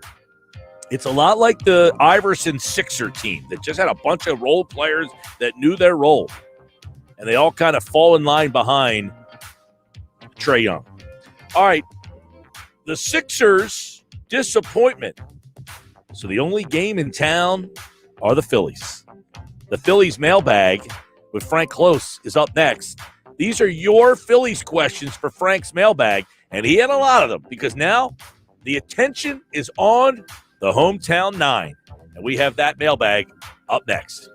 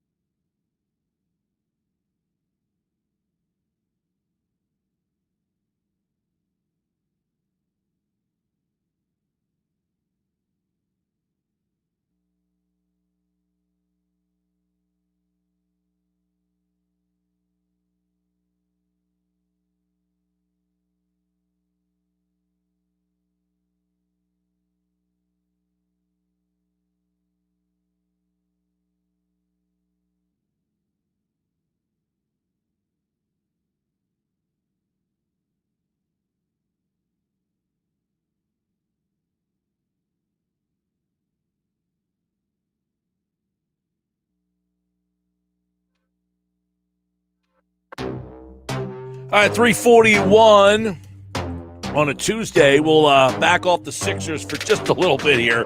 Football at 4 coming up with Andrew. Do you remember? Yaron Weitzman at 5 o'clock tonight. Fox Sports covers the NBA. Has an unbelievable story on the whole Sixers and Simmons thing. He's the one who wrote the process book. We've had him on a bunch of times in the past. I'm Mike Gill. This is the Sports Bash live on 97.3 ESPN. The free mobile app. And don't forget, you can watch the show live at 973ESPN.com. A couple video messages here. My man, Danuch. What's up, man? Says, Gill, I remember, Gill, remember when the easy pass to the Eastern Conference Final was 1 seed playing Washington and Atlanta? Some blame needs to be on Rivers. They overlooked Atlanta. Danny Green said that yesterday, that they overlooked them, that he thought the team overlooked them. I don't know if Rivers overlooked them. I think the team, the players. But I think Rivers deserves some blame here. I don't think he's the reason they lost. I think he had a role in why they lost. I'll give him 20-25% of the blame. I don't have a problem with that. I don't think Doc Rivers is great. I don't think he's horrible. I think, I'll tell you this, I think Daryl Morey has a lot of faith in Doc Rivers. A lot. If you took anything from that press conference today, Daryl Morey has a ton of faith in Doc Rivers. It's almost concerning how much faith. He's like, I didn't even sit in on the Ben Simmons stuff. The Doc handles that. He talked about Doc Rivers today as if he was the coach of the year. You can make an argument that he had a great impact on getting this team from the 6th seed to the 1 seed. You know, there's been a lot coming out about Doc Rivers recently. I don't know if you saw what Josh Smith, the former Atlanta Hawk, he really ripped him, man. What he talked about. Paul George was another one who said, you know, they essentially called out Doc for lack of in-game adjustments, you know. And that was a big thing. We'll get into that a little bit more. But right now, as we told you before, the Phillies are the only game in town. The Sixers are gone, so the only action is bad action. I mean, the Phillies have not been a fun team to watch. This team has been mediocre all season long. They've been mediocre for a bunch of years now, and we're trying to kind of, you know, zone in on them after this disappointing Sixer season, Frank. The problem is, I don't know that they're giving us much to watch. Yeah, this is their chance to capture the people in town. And right now, with still the injuries lingering on, and Aaron Nola coming up small over the weekend, Zach Eflin coming up small over the weekend, it's going to be kind of hard to capture the fans. This is a big week for them. They've got a couple for Washington, and they've got the Mets for a 4-gamer. And obviously, they're behind the Mets, 4 games. So we'll have to, see how this week. But mailbag was very active, it seemed, this week. A lot of questions for Frank. So let's get in to this week's Phillies mailbag, starting with Michael's question. What is different for Ranger Suarez this year? Is he throwing something different? And I guess the question is, should he have a bigger role too? Yeah, it's a really good question. I mean, Ranger Suarez, I think it's really easy to think of Ranger Suarez as either the guy that was sort of thrown out there prematurely back in 2018 or last year when he never really got his feet under him. But I think the biggest thing for Ranger Suarez is that he's healthy. And, last year it was really unfortunate, right? He was setting up to compete for that 5th starter job. He was kind of in the running, and in my opinion, I thought he was leading the way over Vince Velasquez and Nick Pivetta. But then when MLB got shut down, Suarez actually contracted COVID-19. Now, it didn't hit him hard in terms of the disease hurting him, but if you remember at the beginning of the pandemic, people who contracted it were very much quarantined to their hotel room and couldn't leave and couldn't do anything. So he didn't throw. And so by the time he got out of that quarantine and got the negative tests, because back then we didn't know that you might test positive even after you're okay to be around people, he would spend so much time by himself that he really could not get back into playing shape. So then this year happened. He gets stuck in Venezuela on some visa issues, and then has a minor quadriceps injury. And so next thing we know, he's not throwing a pitch until the alternate site in Allentown. And finally, now that he's back, you're seeing what he really was in 2019 when he went 6-1 with a 3.14 ERA. I mean, that was a big boost to that 2019 bullpen. And so I think your follow-up question there is important, because now that we see Suarez doing so well, you really should ask the question, what do you do with him now? He was sort of the piggyback for Vince Velasquez and Spencer Howard, but can't you do better? It seems like the Phillies seem to move him further back in the bullpen. They brought up Bailey Falter to be the next piggyback, and let's face it, one of those two players could end up in the starting rotation sooner than later. So I think the Phillies will have to sort of figure out what to do there. We know the Phillies need another starter soon. They've got a doubleheader on Friday against the Mets, which is going to be their really the reason they're going to need a sixth starter. And right now they're struggling to have five, of course. So be interesting to see what they do. Could Bailey Falter get the start? Could Ranger Suarez get the start? Or do they feel that he's more needed at the back end of the bullpen? I would not be shocked if they try Falter first in the rotation. Matt Moore's coming back probably soon. He's making another rehab start this week. I tend to think that right now they want Suarez in the bullpen because he can get some big outs. And one thing I'll add too is he's got some poise. I think it really got people's attention in that game against Miami when Spencer Howard left with the bases loaded and no outs, and he just took them out and acted like he was going about his business and had a job to do. He went and did it. He did give up the one inherited runner, but he got 3 outs, and the Phillies won that game. So definitely a very valuable part to this bullpen. And if the Phillies are going to succeed going forward, they do need to find the best way to use these talented innings. Frank Klose, the Phillies mailbag. A lot of questions this week. Let's get to this one from Luke. And he wants to know about Luke. What do you think Luke Williams has to do to earn a role as an everyday player down the road here? Do you think it's possible? Is he a utility player? Do you think he cools off and kind of falls back much like Nick Maton? Yeah, I don't think that Luke Williams is up here to be a starting player. I don't think they're going to attempt to make him a starting player. He's certainly a fascinating story this season. He got that bunt hit in his first major league plate appearance, and then he has that big game the next day in his first start. So Luke Williams, 4 different positions, his first 4 major league starts. I find that fascinating, right? So I think if you're the Phillies and you count on him starting, you kind of lose kind of a secret weapon. The fact that you could put him in center field and then shortstop and then second base and then third base. And really, he can play any of the positions except pitcher and catcher. That said, even though he's had that hot start and I really love his energy, like we saw with Nick Maton, eventually the league is going to have a feel for him and kind of know how to pitch him. They're going to learn his strengths. They're going to learn his weaknesses at the plate, and then they'll pitch to him differently. So the way I see it, I think it's better if Williams is sort of your 10th man on the diamond, so to speak, or the 26th man on the roster that can do anything that you possibly need, rather than give him a starter role, because then you're that much deeper. Because let's face it, I mean, how many injuries have the Phillies had this year? To have a guy like Luke Williams you can plug in almost anywhere probably means he's going to have a lot of at-bats anyway, and what a valuable resource to have on a roster.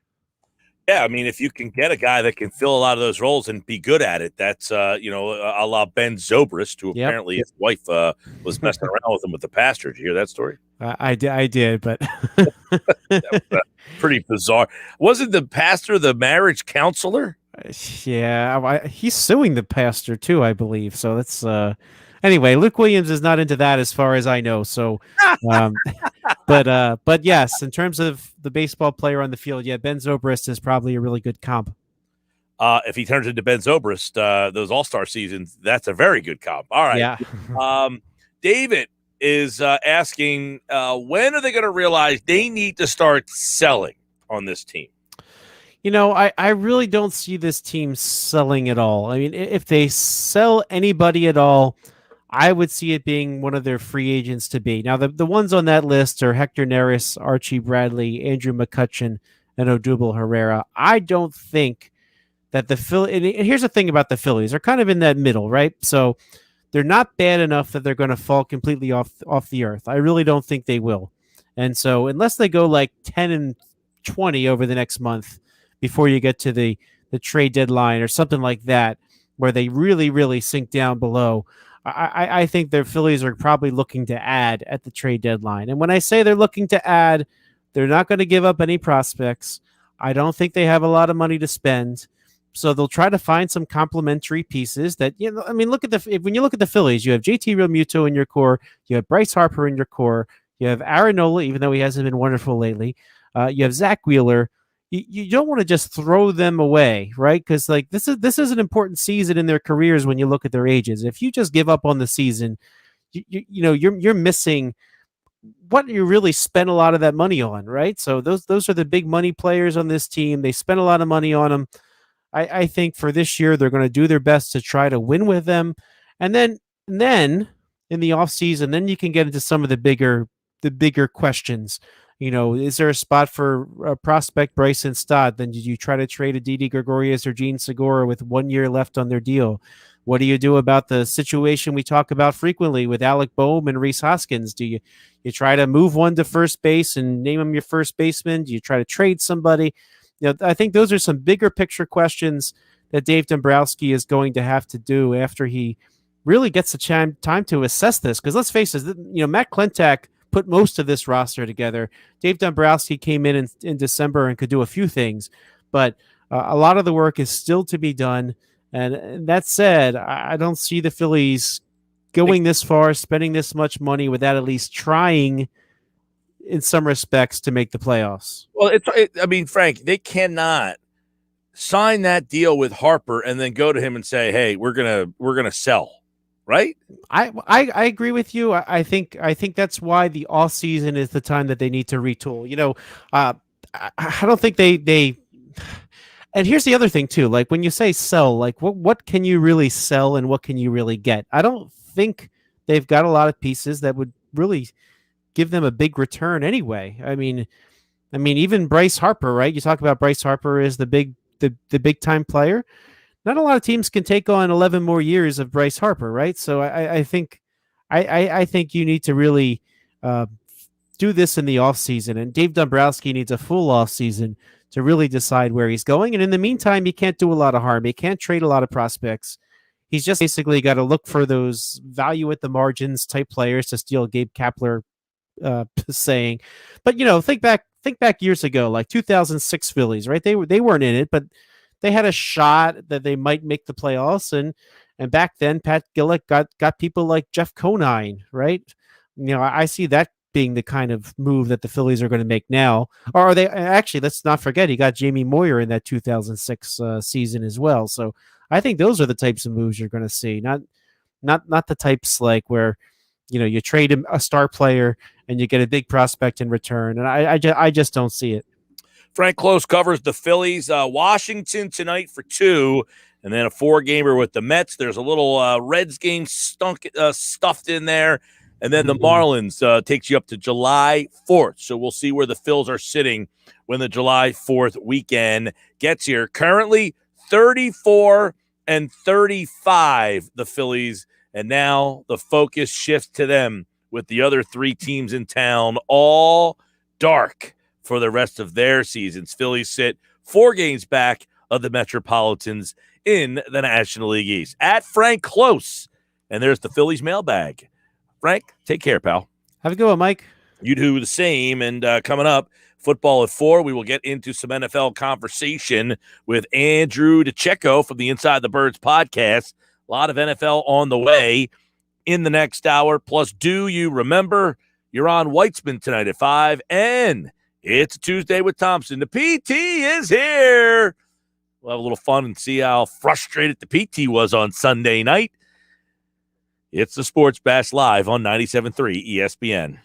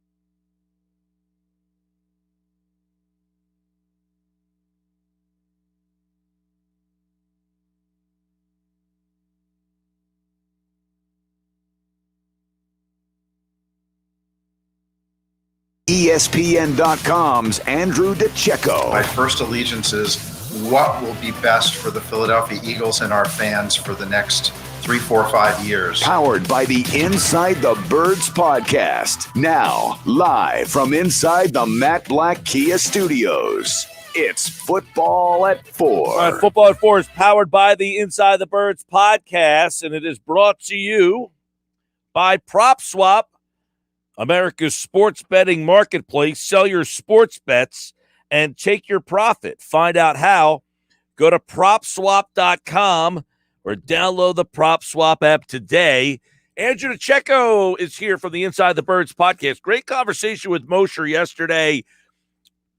We'll expand a little bit more on some of that stuff. There are some other things happening in the NFL, and I want to see if Andrew has a guess on Tom Brady's. Did you see this? Brady's going to be doing the shop, and basically they're sitting in the barbershop, and he says, I can't believe they took that MFer.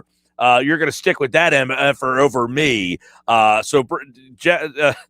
Andrew, do you have a guess at who Brady may have been talking about when he said that? No, I don't. All the teams. Could be anyone's guess. Right? I mean, well, it's funny because there was a lot. Brady was like, for whatever reason, he didn't have a ton of suitors, I guess, last year when he was a free agent. It wasn't like teams were just lining up to come get him. And I guess he met with whatever teams he met with, and they decided, you know what, Tom, we're not going to go with you. We're going to stick with what we got. And he obviously took that as a kind of a shot. And I don't know if you saw that clip or not, but it was pretty funny that he just came out and said, you're going to stick with that MFer over signing me? I'm Tom Brady, for God's sakes. Yeah, I mean, he's the greatest quarterback to play the game, so you gotta go with him. So in looking at that, I know we talked quarterbacks recently. Is Brady still for you? I mean, is it amazing? I thought this whole thing, I was thinking about this today, and I was like, all right, this guy won the Super Bowl last year. Like, is he still to you like an elite player? Or did they win that team because Tom Brady is your quarterback, or because that team was just the best team? They won because they were just the best team. It was a collection of talent. He was good enough to carry that offense. He was a little bit more than a game manager. He still can make some throws, move the offense, but is he a bona fide premier quarterback in this league? Probably. I mean, he's still up there, but as of last year he was, but is he better than Aaron Rodgers or Patrick Mahomes? No, he's certainly not. And he's going to be very limited now. Obviously the arm strength isn't there anymore. So, I mean, I think it was just more of the way that the roster was sort of built and assembled, and it was just more of a collection of talent. It's a fascinating thing. I'm looking forward to seeing Brady. He's got an interesting personality outside of football when he kind of gets the opportunity to kind of sit down and do stuff like this. So that'll be something interesting to see. I want to get yesterday. Jeff was on the latest Inside the Birds podcast. They kind of looked at the 53-man roster, and they're kind of breaking down some of the stuff. And I thought, we've talked a lot about the wide receiver position, and I saw Isaac Bruce kind of coming out talking about Devonta Smith. And, when you look at that wide receiver spot there, you look at Devonta Smith coming in right off the bat, having one of these, I don't want to say like Justin Jefferson type seasons, but one of those years where he's putting up over 1,000 yards, that kind, or is it going to be a little bit more of should we expect a little bit more of a modest situation for him? Can he be that first year guy that comes right in and has wow, look at this guy's numbers? I think he's going to be more of a target monster guy, probably close to, I think he'll hover right around that 1,000 yard mark. He has that continuity there with Jalen Hurts, and I think he's just such a technically proficient route runner that he's going to find the openings. He catches the ball in traffic. He has sure hands, and he's just going to be one of those options that outside, we talked about Greg Ward being a reliable option out of the slot. Well, I think Devonta Smith's going to be a reliable option all over the field. And obviously he has, like I said, he has that chemistry with Jalen Hurts, so I think he's going to sort of see some early production as a rookie. I like, you use that term a lot, the target monster. I mean, he's the kind of guy that you think, does he work all over the field? Is he moving all over the place? Is he a guy that excels in one area over another? Well, the great thing about Devontae Smith is that he can play outside, he can play inside, he can do it all. He's a versatile player. There's been a lot of questions, a lot of skepticism about can he play on the outside at that size. Well, he's going to certainly have to add a little bit of weight to his size, but I mean, there's something to be said for his savviness and his ability, his release off the line, and just his knack for finding the soft spots in zones. Or I mean, you don't necessarily have to be 6'2", 225. I mean, J.J. Arcega-Whiteside is 6'2", 225 and can't separate. But there's guys like Marvin Harrison that did it with little to no problem. I mean, it's all about the makeup of the receiver. How can you release off the line and use your hands and little subtleties like that. And that's what he is. He's a technical receiver that can do a number of things, which is why it's such a great value pick. I was surprised that he was there when the Eagles were on the clock. Yep. I think a lot of people are going to be excited to watch him and see how they kind of incorporate him. With that, I want to get your take on how do you anticipate, let's say Zach Ertz is not here. We kind of anticipate that, although we're getting, 35 days until training camp, and Zach Ertz is still on this roster. How do you think the Eagles will utilize Dallas Goedert? Similar to Ertz, where he is the main target in this offense, or is he going to take kind of a step back in the receiving game, and that they will be leaning heavier on the wide receivers than they did, with Ertz? Well, as far as a pass catcher goes, Dallas Goedert is going to be the guy. When you look at what the Eagles have at receiver, they have a collection of young players, but they don't necessarily have a surefire top receiver, right? I mean, they have guys that can do a number of different things. Like you have your possession guy that can come up with the contested catches and Travis Fulgham. You have your speed guy and Jalen Reagor, who's not necessarily, in my opinion, going to be someone who takes on a lot of targets. I think he's going to be more of the big play, explosive player of the top three guys. And Devontae Smith's going to be more of the target monster, as I mentioned. So they have a collection of players there, but not necessarily a guy who teams are going to have to scheme to stop. You know what I mean? And I think Dallas Goedert is going to be that guy when they look to kind of slow the Eagles' aerial attack because of his size, his athleticism, what he can do. He can move him all around the offense. And you sort of saw what he could do in the first game of last year. He really broke out and showed that he can make plays from all three levels of the field, can stretch the field vertically, can make plays after the catch with Zach Ertz. That's been well documented. He's not necessarily a yak guy, but Dallas Goedert can do those things. And he's such a versatile weapon that I think that he's really going to emerge this season. So many people, have asked me about, can he be better than Zach Ertz? I mean, that's hard to say. Zach Ertz is probably the best pass-catching tight end the Philadelphia Eagles organization ever had. But is it far-fetched to say that he could be just as, if not more productive? Well, I mean, if he stays healthy, right? That's the big question. Zach Ertz is more of a finesse player. He's a better route runner, I would say, than Dallas Goedert. Sure-handed, no matter what quarterback was back there, he was a security blanket for them. Dallas Goedert is more athletic. He's a better blocker. He can add another dimension to the offense that wasn't currently there with Zach Ertz. But I mean, he's been nicked up a lot, and that's ultimately going to hold him back and hold the offense back. His availability, the way that he plays the game is a lot more physical than Zach Ertz. And when you play the game in that manner, you're going to subject yourself to, you're going to suffer a lot of nicks and bruises along the way.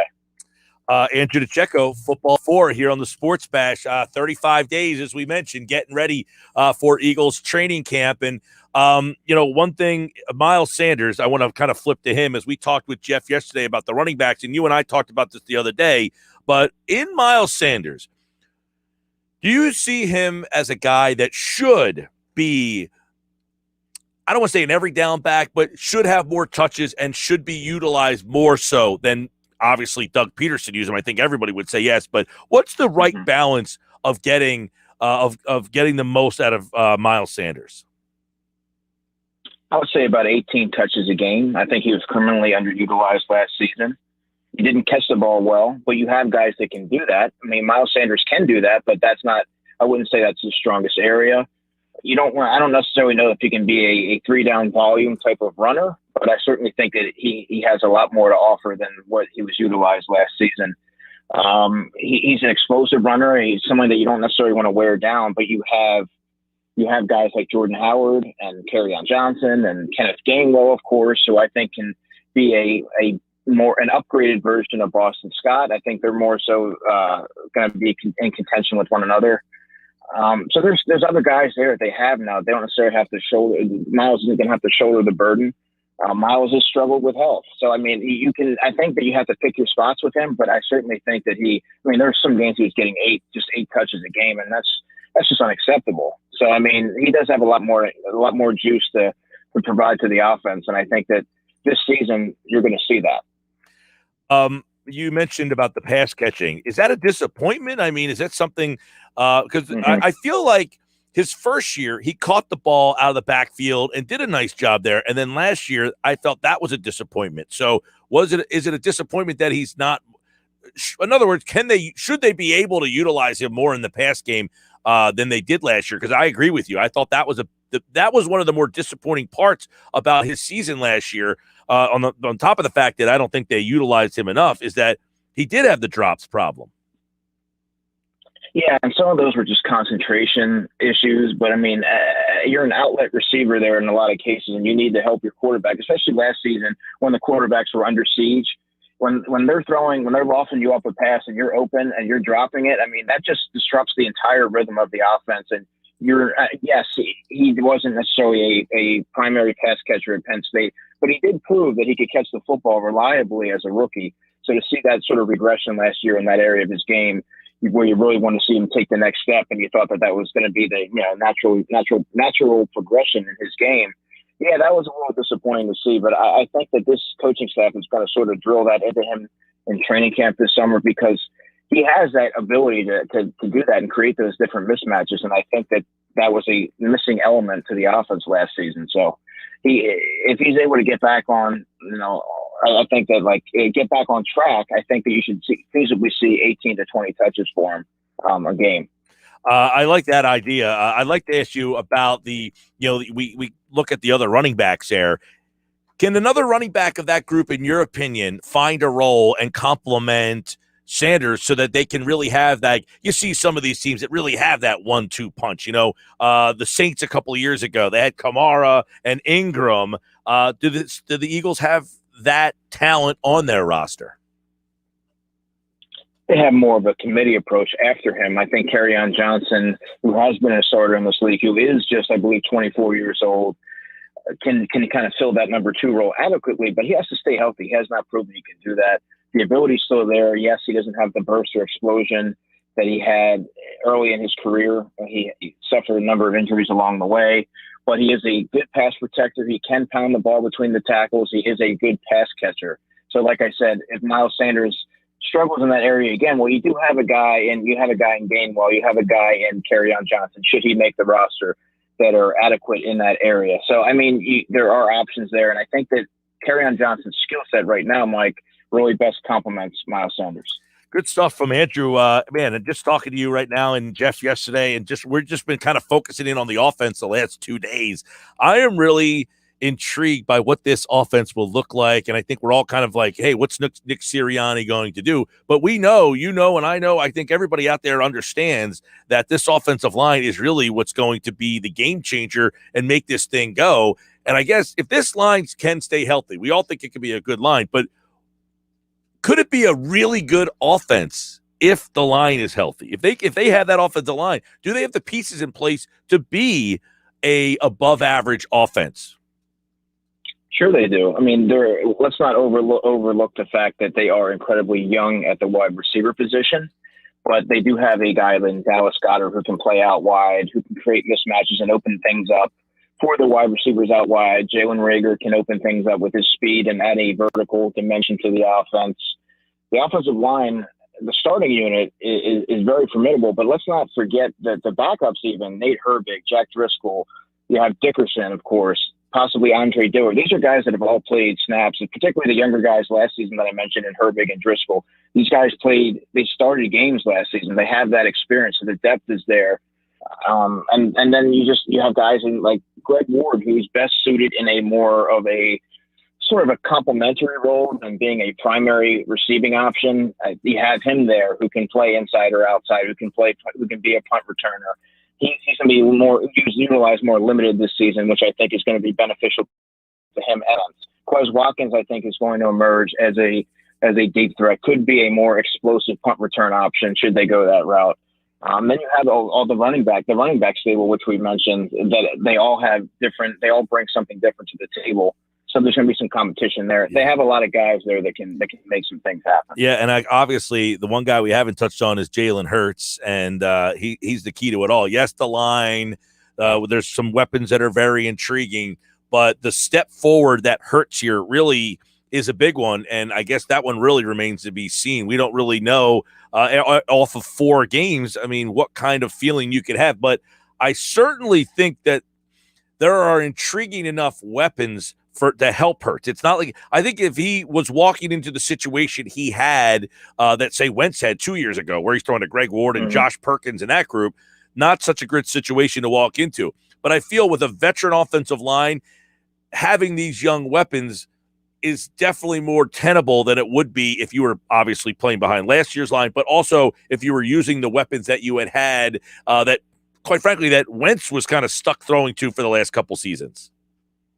I also think it helps for Jalen's perspective, going into the offseason, knowing that you're the starter, knowing the guys that are already on the roster, so you can sort of get ahead of the curve, working with these guys, getting the timing down so when you get to training camp that you're not starting from square one. So then also when you get to the preseason, things start to just flow naturally, and it just becomes a natural progression heading into week 1. And I also think that Brian Johnson here is going to be the key. He's known Jalen for quite some time. I think he's going to be able to iron out some of his deficiencies and make a more balanced skill set from him, and really harp on some of the things that he didn't do well last season, like the turnovers. I thought sometimes he was too quick to bail on plays and use his legs to kind of create yards. And I think there's going to be certain things that he's going to be able to get out of Jalen that we never got to see because we always saw a 4-game sample size. And let's not forget, he was just thrown in there. There was no preseason. So I think what he was able to do was based off of his own innate athleticism. So I think now you have a young coaching staff. The tape is there on Jalen. You have Brian Johnson in there. And I think you're going to start to see a more polished and refined Jalen Hurts in year 2. Yep. I'm looking forward to the step that he takes, knowing that he enters the year as the starter. Because, I guess, you could speak on this, Andrew, is he walked into a very difficult situation last year where he was drafted in the 2nd round. And quite frankly, people were confused and almost didn't want him as that pick there. They didn't know why they took that guy. Not the easiest situation to walk into. Yeah, not to mention he's taken within the 2nd round, and there's no preseason. Then they kind of awkwardly try to shoehorn him into the offense on some plays here and there.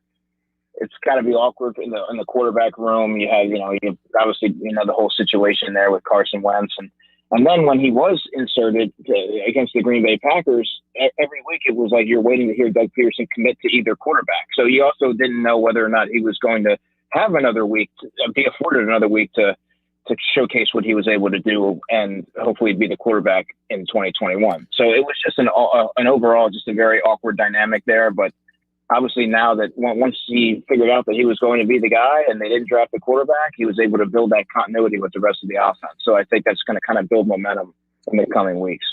All right, 35 days. You're looking for the countdown here as we will take a look at the defensive side of the ball a little bit later on in this week with Andrew. Jeff's here tomorrow, Adam as well. And then we will start to look at the divisions. We'll start to preview all the divisions leading up to Eagles training camp July 27th. So we'll start to do with that with Andrew coming up next week when he's on here. We'll start to take a look at the 8 divisions in the NFL. Of course, 17 games this year, a lot of changes going on, but we are almost there. Andrew Dicecco, Football at 4, Inside the Birds podcast here on the Sports Bash. All right, my man, take care. Sounds good. Talk to you Friday. Man, that goes by really quick. I could talk football, with all this basketball making us feel like miserable right now, and the Philly season just also miserable so far. I know a lot of expectations aren't there for this Eagles team, but Andrew knows his stuff. He's got great insight. The Inside the Birds guys are really good. And this offseason, we got a lot, or this summer, we've got a lot of football that we're going to dive into. Even during the slow time of football season, we'll be breaking it down. The only place you can get NFL, 4 o'clock every day, it's football at 4 here on the Sports Bash. I'm Mike Gill here on 97.3 ESPN. You know, one of the things with Jalen Hurts is he is walking into a much better situation than last year. And that's not anybody's fault. He was a rookie who was drafted in the second round that the people didn't want and didn't even get to go into the damn building. Not easy. Not ideal. All right, on the other side, June 22nd. Do you remember this? I got the answers coming up next.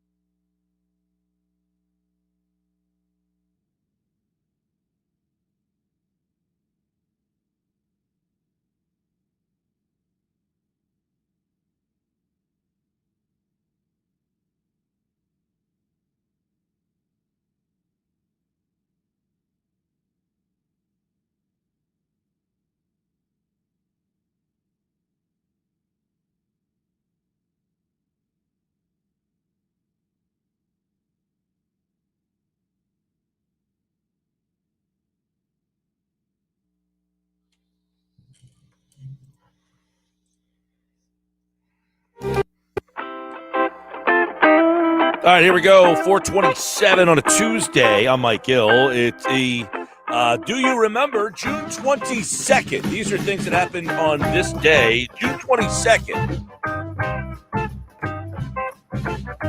The NBA playoffs, by the way, tonight on 97.3 ESPN. The finals are here. You can hear all the action of the Western and the Eastern Conference Finals. Kind of sad to say that, I know. The Sixers not involved. Josh Henning's my producer. He's also the host of Game Night. Paul Hudrick tonight. You know, Paul Hudrick was in the hospital today. I didn't know that. Yeah, he had some sort of poison ivy outbreak or something. Good grief. I had no idea. I just was texting him earlier today. He said nothing to me. Well, he sent me a message that he was going to miss the Morey press conference because he was in the hospital. I said, "You all right?" He said, "Poison ivy. It's driving me nuts." I go, so bad he had to go to the hospital. Wow. All right. That'll be a conversation for tonight. There you go. June 22nd is the day. You know, Joe Louis fought 2 fights. 2 of his most famous bouts both occurred on this day, June 22nd. How about that? Wow, 1937, he beats James J. Braddock in the 8th round at Comiskey Park. That one I knew about. 1938, knocked out Max Schmeling in the first round before a packed crowd at Yankee Stadium. Think about that. They were doing boxing heavyweight championship fights at baseball stadiums, and the word you Park. just used, packed out. They were selling out a baseball stadium for a boxing match. Well, Schmeling had beaten Louis, if you remember that. Right. This was the rematch. Yep, this was the rematch, and Louis just annihilated him. Yeah, and also Louis was very angry after that. Like, he felt that supposedly the ref mishandled. Well, if you remember too,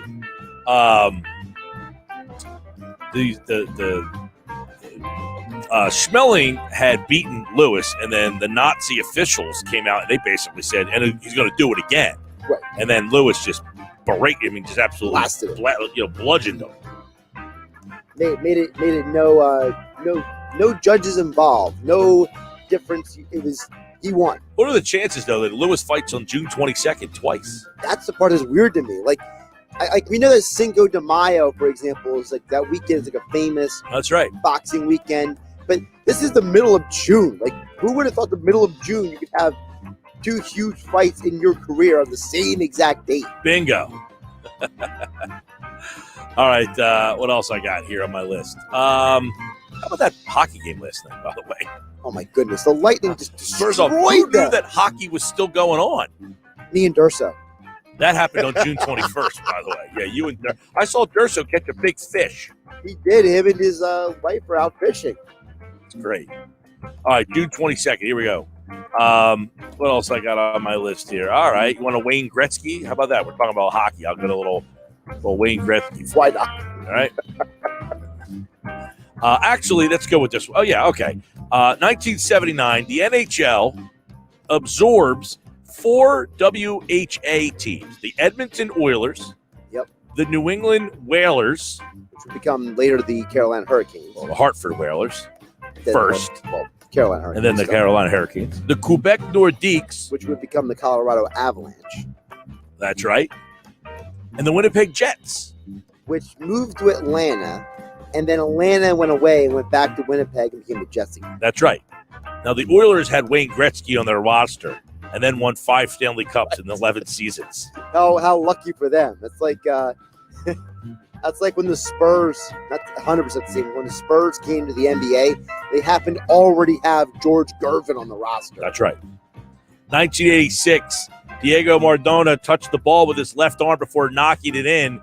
It is the hand of God. The hand of God. And today is known as the hand of God goal. You know, it's funny. They went on to win the World Cup, by the way. You'll appreciate this a little bit. So at the end, post-fight of the PFL fights last week, 2 of the winners, one guy was from Brazil and one guy was from Argentina. And they're both going to fight in the first round of the playoffs. And they were busting each other chops about which country was better at soccer. they were arguing about it, and he's like, one guy's like, well, I have Pele. He's like, well, I have Maradona. And they're going back and forth. And, Pele. People are chiming in, like, on the panel. And the best part was there was one guy on the panel who had no clue what they were talking about, and he was Canadian.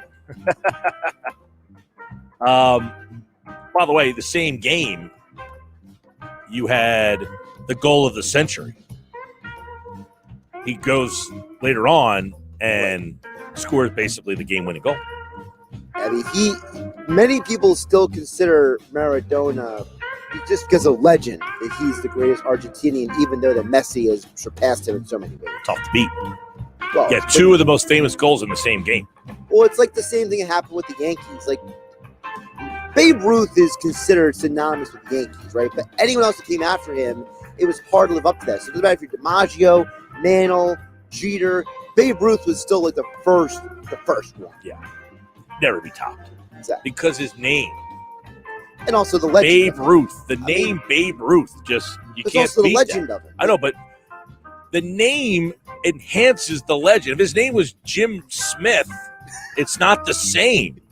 Well, you would have had this conversation before. If his name was Jim Smith, I doubt he would be a great baseball player anyway. Possible, but all of that coupled together, the fact that his name is Babe Ruth and he's the best, all of that and he enhances, and he was first, enhances the allure of how great this guy was. I mean, Diego Maradona is a beautiful name, too.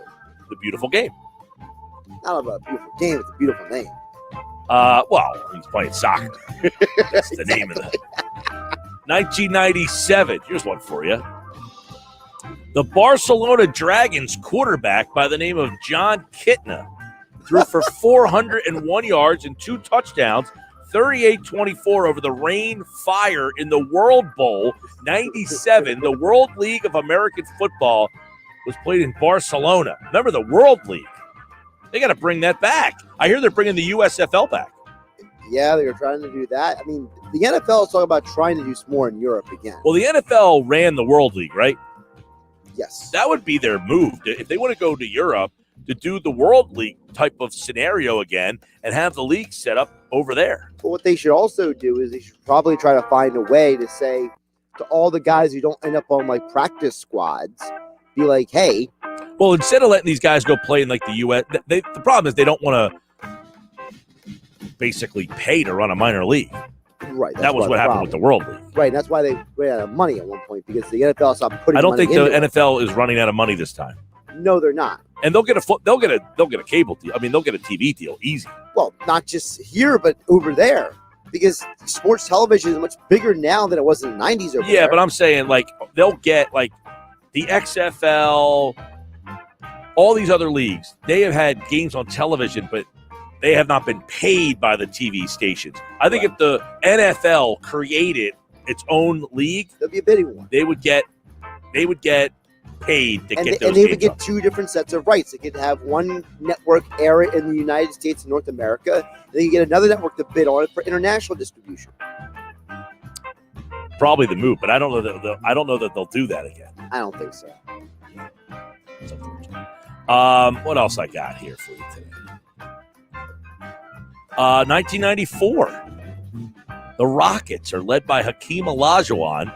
They win their first NBA title. They beat the Knicks, Hakeem the Dream. 90-84, Game 7. Olajuwon, 27 points, 9 rebounds.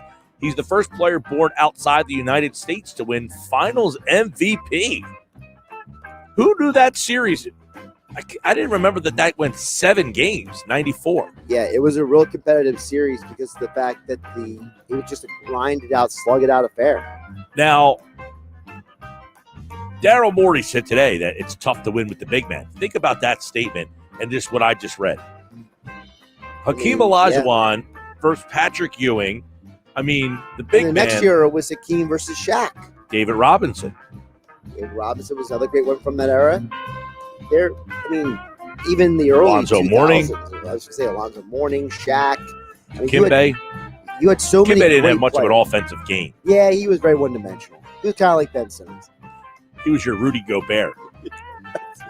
Except a little less athletic. Rudy's a little more athletic than Kemba. Right, but I'm saying offensively, like just offered nothing offensively. Yeah, just all he does is dunk the ball. Yeah, I mean, there was other guys that I'm sure that off the top of my head, I'm just like not remembering. Brad Daugherty for the Cavaliers was another good center, very offensive-minded center. Rick Smits was a goodie. How about Sabonis? Arvydas Sabonis. Yeah, he would be a guy that would probably be more inclined to play in today's game. Yeah, Arvydas Sabonis would be a dominant force in today's game because he could shoot. And he was a wonderful Yeah, you passer. didn't see that all that much. Oh, Vlade Divac. Vlade. I was listening to the book. Which one? Built to Lose. Oh, Jake Fisher. Yeah, Jake Fisher. There's a whole story about how Vlade Divac, when he got hired, and DeMarcus Cousins was like, dude, how are you going to help me get any better? Yeah. There's a great story about in Jeff Pearlman's Showtime, his first Laker book, about when Vlade first came to the Lakers, and Vlade would stop in the middle of practice to go out for cigarette breaks. And Magic Johnson would be like, dude, what are you doing? Jeez. That whole, if you listen to that, read that book, I'm listening to it. Because I went to the Sixers game the other I'm night. impressed you're still listening to books. I didn't for a while, so I've been paying for all these, so I have all these credits built up. You have all these accumulating Yeah, credits. but now I'm going to be at the beach, and I drove to the Sixers game. That's the problem. Because of the whole pandemic, I haven't been driving that much. That's true, yeah. So I was in the car, drove to the Sixers game the other night, so I drove up and listened to it for an hour, and then I drove home, so I listened to the book for like 2 hours the other night. So you knocked out like a third of the book. Oh, yeah, it was good. Nice. The Sacramento Kings organization's a disaster. It is a strange organization. Like reading that book, DeMarcus Cousins, their best player. He loves Michael Malone. He doesn't want him to fire Malone. Right. They fire Malone. They asked Chris Gent to take over, and he's like, no way. So he resigns. They give the job to Tyrone Corbin, and he had no discipline at all. They just ran over this guy because they knew he was an interim, and it was like the second choice of interim. Oh, my goodness. So that's when they hired George Karl. George Karl. Oh, my. Yeah, I remember that too. Yeah. 1944, longest shutout in Phillies history. They beat the Braves 1-0, 15 innings. 15 innings. 1-0. Imagine watching a game where nobody scores in 15 innings. That's depressing. That's the way it was back then. 1959, most Phillies strike out in a game. Sandy Koufax strikes out 16 Phillies. I'm imagining they will probably break that record this year. At some point. 1979, Larry Holmes. Scherzer's pitching tonight. Well, they face DeGrom next week. They play Scherzer tonight. That's true. Larry Holmes knocks out Mike Weaver in 12 for the heavyweight boxing title. June 22nd, it's a big fight day, apparently. Good old Mike Weaver. Who's Mike Weaver? No idea. Here's one for you. 1980, American golfer Dan January wins by 2 strokes to win the Atlantic City Senior International in Northfield, New Jersey, at the inaugural tournament of the Senior PGA Tour. Wow. Imagine that's at the old Atlantic City Country Club over there. Well, you said, was it Linwood or Northfield? You said? Northfield. Isn't Taylor the Atlantic City Country Club like Egg Harbor Township, though? No, it's right up the street from us. So that counts as Northfield then? It's not EHT? I thought that was EHT. No, EHC's left. Northfield's to the right. Okay, gotcha. Yeah. Interesting. 1981, John McEnroe's famous "You Cannot Be Serious" rant happened at Wimbledon. That was when tennis players were rock stars. You could name them back then. Connors, McEnroe, Borg, Ivan Lendl. Agassi. Well, Agassi was the 90s. This was the 80s. I'm saying all the way 80s to 90s. Well, the 90s was Sampras, You could name them. You could name them though, all the way through up until probably like the early 2000s. What's his name took over? Andy Roddick was the last one. Last American. Once he was done, that group was done. That was it. Yeah, I mean, now you have you have a group right now, but none of them are American. Well, they're not just not American, but tennis is not viewed the same anymore. Like because they don't have the stars. They had personality. They were, bombastic. They dated supermodels. Like now, it's like, you know more about Djokovic for like his stupid stuff off the court than you know about him as a tennis player. And Federer is pretty quiet, and Nadal keeps to himself. So it's like, how are you supposed to market these guys? A couple more. I'm having a good time with this segment today. A lot of boxing, though. Yeah, June 22nd, apparently, who knew, it was like a big boxing day. There's no boxing on tonight. Pete Rose moves into second place all time on the hit list. The base hit. 1983, the NHL institutes a 5-minute sudden death overtime.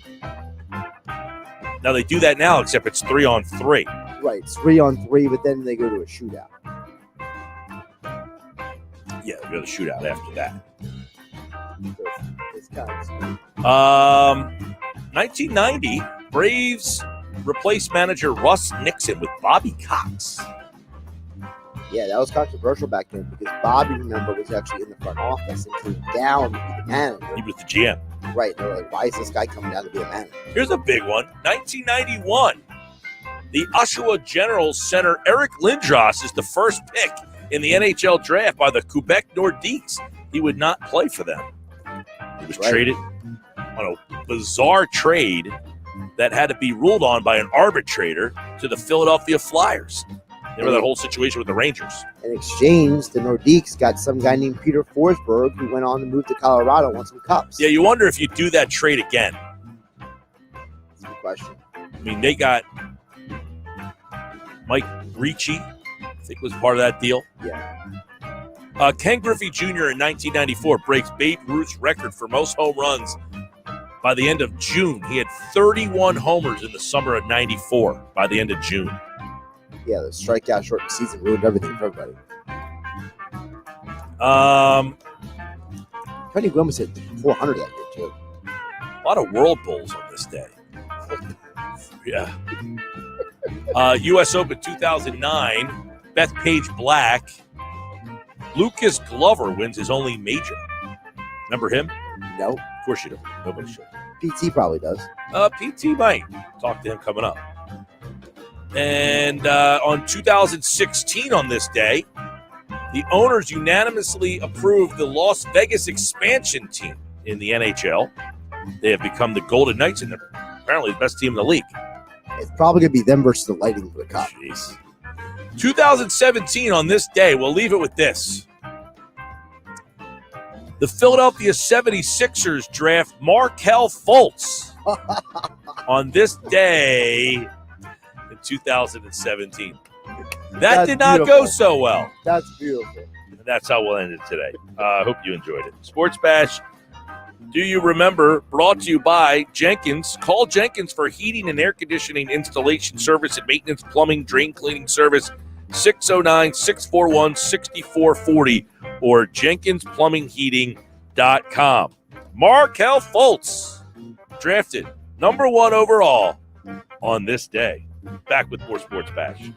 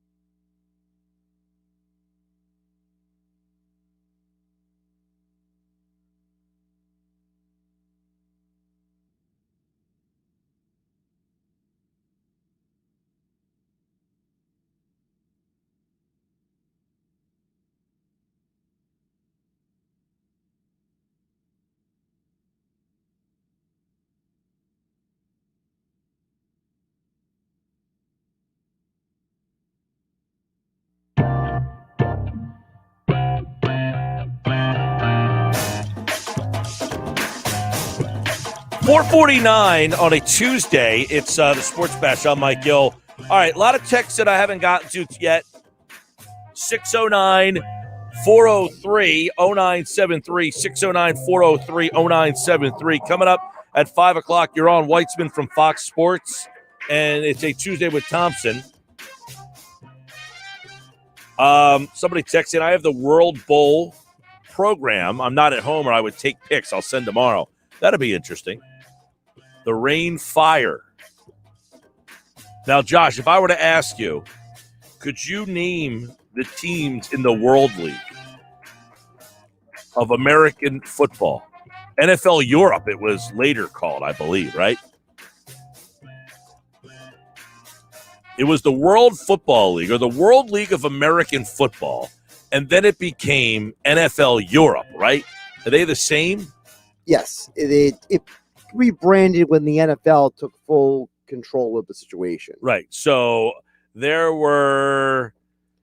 How many teams were in the league? All right, here we go. I believe there were 8. There was a lot of teams. 1, 2, 3, 4, I think I might be able to name the cities better than the actual team names. Some of the teams were in the States. Right. Well, that was when it was the World League. But then when it became NFL in Europe, it was just Europe. Okay. Well, in this here, it has 1, 2, 3, 4, 5, 6, 7, 8 teams in the North America, and then I guess 8 teams in Europe. Right. When it became NFL in Europe, it was just the Europe teams. I guess so, because I'm looking at the dates of the teams in North America, and they only were they were 91 and 92. Right. And then by then they were gone. And then all the teams over in Europe, they started afterwards. Now you had the Barcelona Dragons. I thought I was going to name some of these. Well, I just gave you that one. I'm saying that was the one that the Barcelona Dragons was the one that John Kitna was on. I believe Kurt Warner played for the Rain Fire. Yeah, I gave you that one too. That's why I was going to give you those two, because I already said them. I don't want you to try to take credit for ones that I already mentioned. That was the point of me giving you the Barcelona Dragons and then the Rain Fire. So the other ones would be, all right, Amsterdam had a team. Yes. Berlin had a team. All right. Okay, but you got to give me the moniker. I don't remember the monikers, that's for sure. The Amsterdam Admirals. Sure. The Berlin Thunder. Now, shouldn't they have been called the Walls? Right, exactly. The Berlin Wall.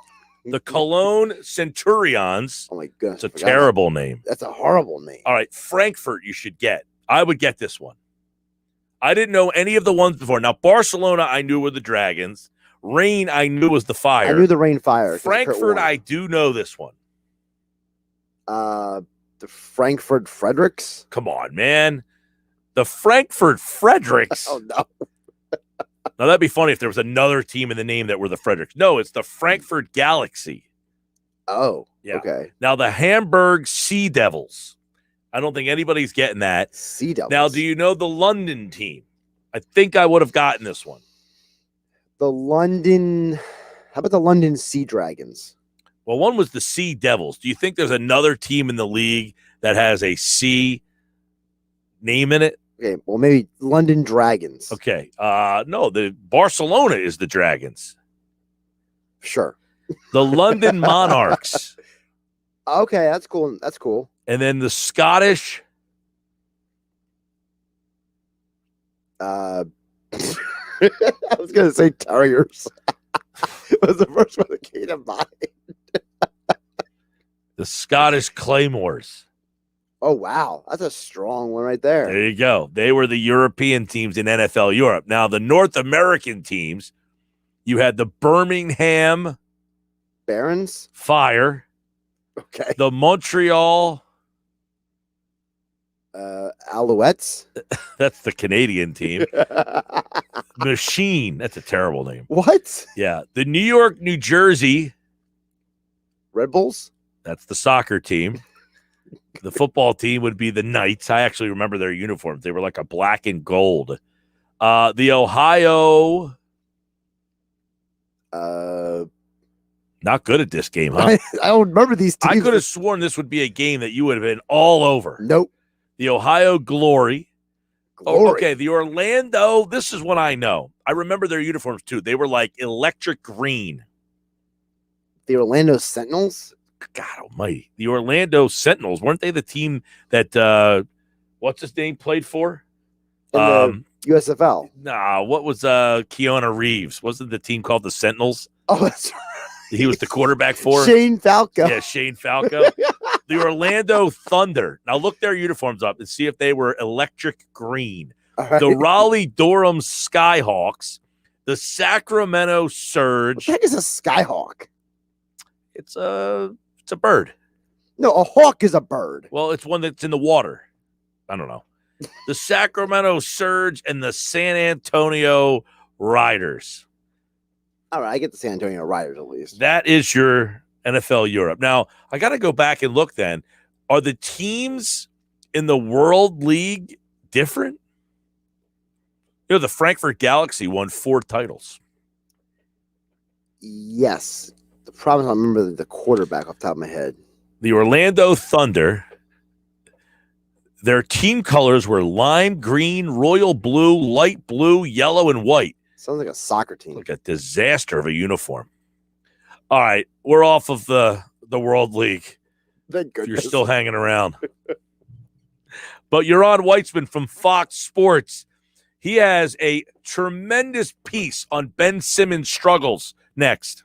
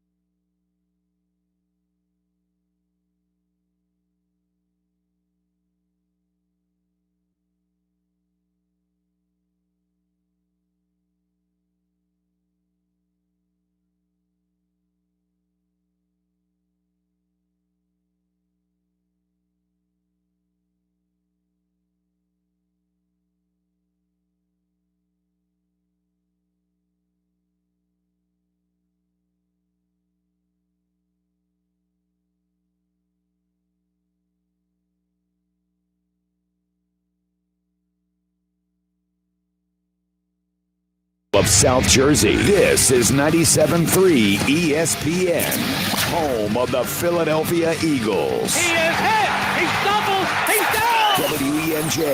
WENJ HD Millville, Atlantic City. This is the Sports Bash with Mike Gill on 97.3 ESPN. Now, live inside the Matt Black Kia Studios, here's Mike Gill. All right, here we go. Driving you home on Tuesday afternoon. The disappointment is not leaving us. I feel like the disappointment is just hanging around. It's going to remain because tomorrow night you're going to see the Hawks and the Bucks, and that will probably make you ill. Daryl Morey spoke today.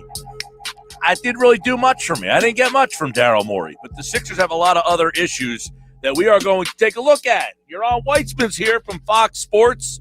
You remember Yaron. He's got a great book on the process, which a lot of people are not happy about today.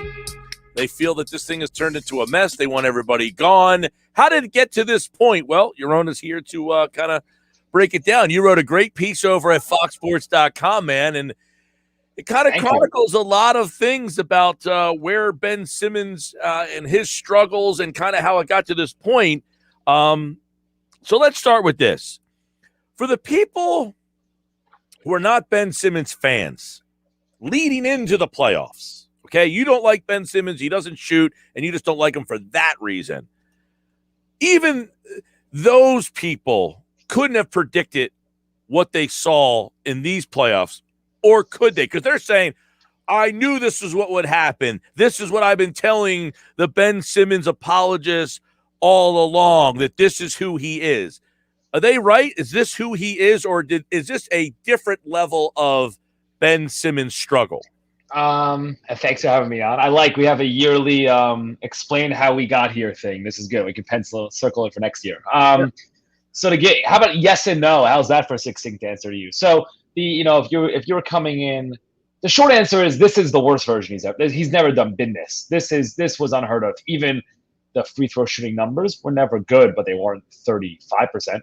They were high 50s, 60s. One year was 70%, which I can get to in a second. So it was never that.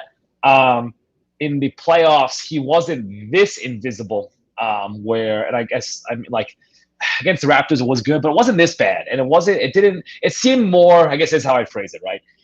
It seemed more he had trouble finding his position and his place on the court in years past. Versus this series, it seemed like he was, I use the word scared, something was off, right? That's a difference. So some of the numbers are the same. So like a lot of the numbers going around are shots taken in the fourth quarter of the second round games, and those are pretty consistent. But the feel I got in the Toronto series, especially the year Jimmy Butler was there, was that it was more him trying to find his place, and he couldn't figure out how to find his place. So, okay, we're going to hang out on the block and wait there. Versus now, the pass on that dunk attempt, that summarizes the whole thing, right? Where he's a wide open dunk attempt and he's passing it because he's so in his head. So.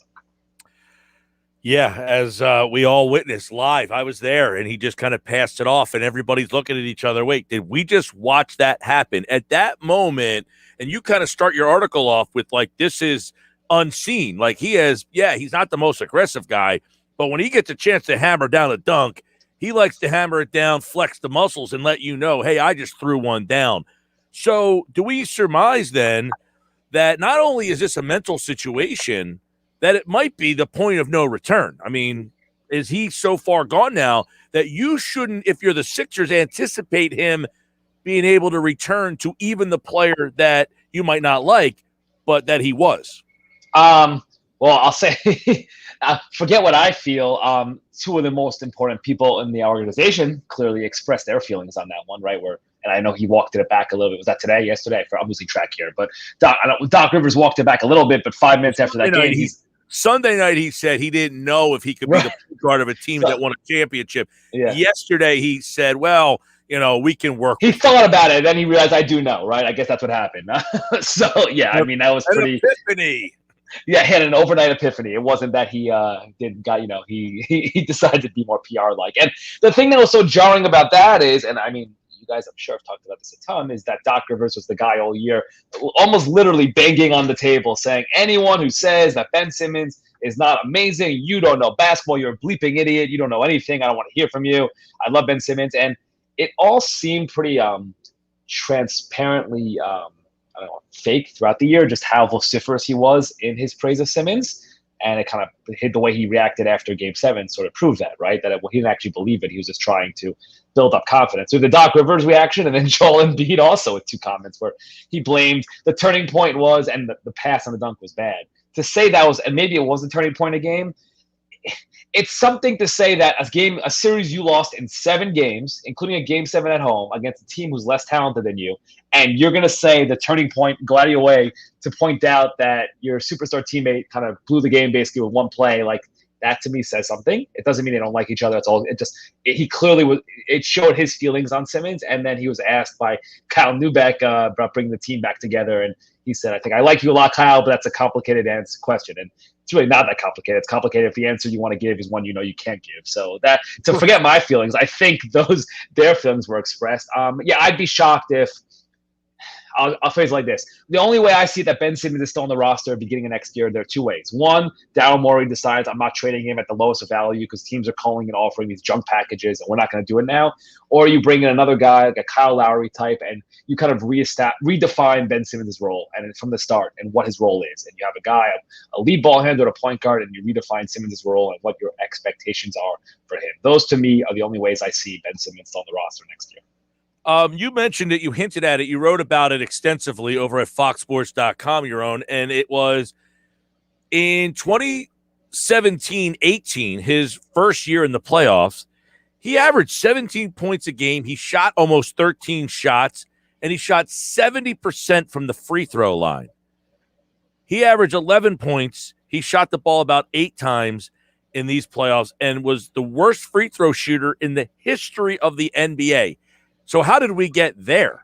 Yeah, it's fascinating. So there's one thing, like I have reported this, and I'll tell the story and then I'll give my qualifiers, right? So he was working with a shooting coach, a guy named John Townsend, who was an assistant coach for the Sixers. They basically brought him in to work with Simmons for the year and a half. You know, he worked with him when he was injured that whole year. Wasn't much progress throughout the year. That playoffs, he shoots 70% from the free throw line. Imagine if you're a Sixers fan, 70% from Ben Simmons now, you'd be running through the streets shirtless, right? They probably would have swept the series. Right, yeah, seriously. 100%. So 70%. Brett Brown in the press conference, I forget exactly, but, says, he's going to work closely with this guy over the offseason. Coach comes back after the offseason, and he's told that Ben Simmons is going to work with his half-brother, who's an assistant coach, former low-level Division I assistant coach. He never shoots like that again.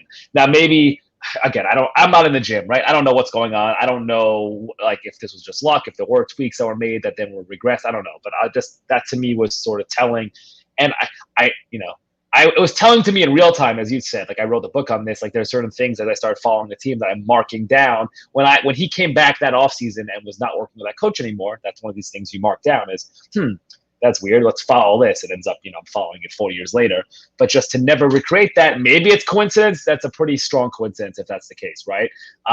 He never comes back to that. And it just, to me, it kind of summarized the whole thing, that what Ben Simmons does. And there are reasons for this and good reasons, but he turns inward and he keeps his circle tight and he kind of digs in, and family and the people, closest friends, and those are the people he trusts. And I think part of that is because you have to remember he came up, and I compare it more, it's like a child star comes up in celebrity world as opposed to a basketball prospect, where Ben Simmons, remember, was one of the first big shot prospects to come up in the social media age. And, he was like a star in college and people hated him. They always hated him. It's very straight. Everyone hated him. He just always turned inward and kept his family close, and he looked towards that. But I think you surround yourself with a lot of yes men in that way.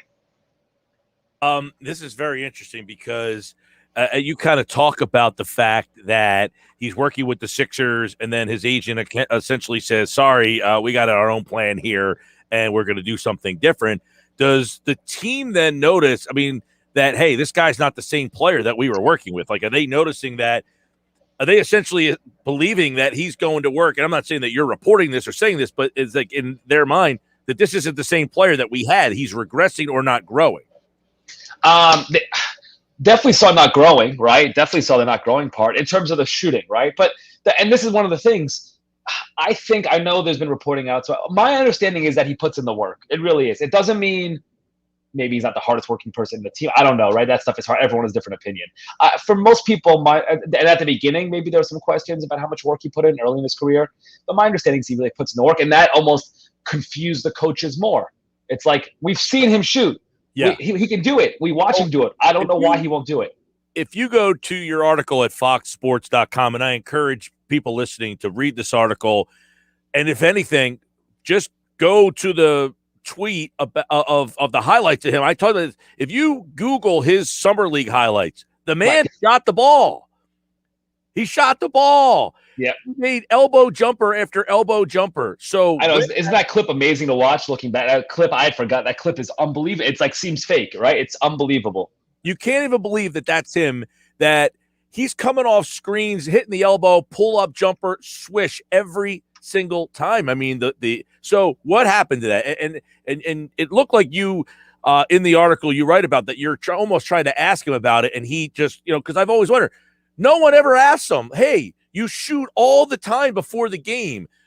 Yaron, you've seen him. I've seen him. Everybody who covers this team has seen him sit in that corner and make 3 after 3 after 3. It's not that he can't, it's that he won't. Yep, exactly. Why? It's weird. Yeah, it's really weird. So I had a back and like a 5-minute, like a legitimate, and I respected it. I was in Brooklyn about a year and a half ago, and I went up and asked him some of these questions. And a side point, it is funny looking back because then I was asking about the corner threes, and at this point, like the corner three conversation to me has sailed. Like now it's just about, can you figure out a way to be like not afraid of having the ball in the half court, catch the ball and look at the hoop and make an aggressive move, right? I don't know if the shooting, that's almost the next step, but whatever. This was back around the corner threes, and after we hit a 3 and Brett Brown had said, tell his agent and family I want 1 3 a game, and Ben responded by not shooting another 3 ever again.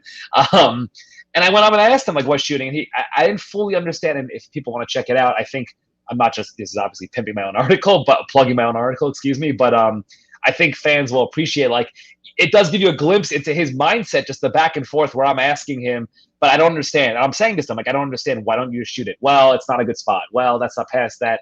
And B, that's not the best place. This is the place where I'm most effective, and this is the place where I help. And then it almost seems like he's worked himself so far into his logical conclusion that it's bad for me to shoot. And I put this in the article too, right? And I've had people tell me that he's told people around the Sixers, I'm not a good shooter. The team's better off if I'm trying to drive and kick, which in theory, like black and white, yes, but that's not how this works, right? Basketball's a team sport, 5 guys working together in a cohesive unit trying to get the best shot possible. If you refuse to do that, you are, even if it might come out of a good place, and for him it might, right? Like a quote unquote selfless place where I want to help the team, you're still hurting the overall offense by just refusing to shoot. Yeah, and you write in there that he can't shoot, or that he won't shoot, and that but can he not shoot? Right. That's. I mean, like, listen, is he a knockdown shooter? No. Again, I'm repeating. Like, yeah, in practice he can shoot. I know, and that's like no one wants to hear that, right? Okay, nobody wants to hear that, because if he sits in the corner and makes 3 after 3 in practice, what are you practicing a shot for that you have no intention of utilizing in the game? Yeah, this is again, I'm repeating, like, this is, I can tell you that the previous coaching staff and all their executives too, they were baffled by it. Brett Brown was at a loss. I mean, that gambit, and I know, but like that gambit when he says publicly, tells agent, tells brother, like that was a desperate man with no other idea of what to do, saying like, I don't, like, Brett Brown's at a loss. So if he's at a loss, what am I going to say? I like, the guys who are around him every day. He gets to the moment you're on where he sees what we see, and he's saying, I know you can make the shot. Yeah. I don't understand how, and maybe, you write in the article about Brett Brown finally gets to the point where he says, Jimmy Butler, you're going to bring the ball up. And essentially Simmons does what? Yeah, that was a Toronto series. So they basically handed the keys of the offense to Jimmy Butler in the playoffs. And that was the first one. It's like there's been 3 of these second round series, right? The Celtics one, we all thought he kind of were stymied by them and didn't play well. You look back at that like those numbers compared now and what he did, that was incredible. If he played like that against the Hawks, they win, right? The Raptors series was the first one where they really took the ball out of his hands. They said, you're going to be in the dunker spot. That's the area by the block. The idea being you catch the ball and go right up for a dunk. You're going to be there. Jimmy Butler is going to run. Pick and roll offense, basically crunch time offense, and transition's fine, but in terms of that, in that specific position, in those specific situations, you're gonna be off the ball and lurking in the dunker spot. And Simmons didn't love it. Zach Lowe at the time was the first to really write a story about it and get a quote from Simmons. I think Simmons said something along the lines of like, "I don't love it, but I'll do it for my team."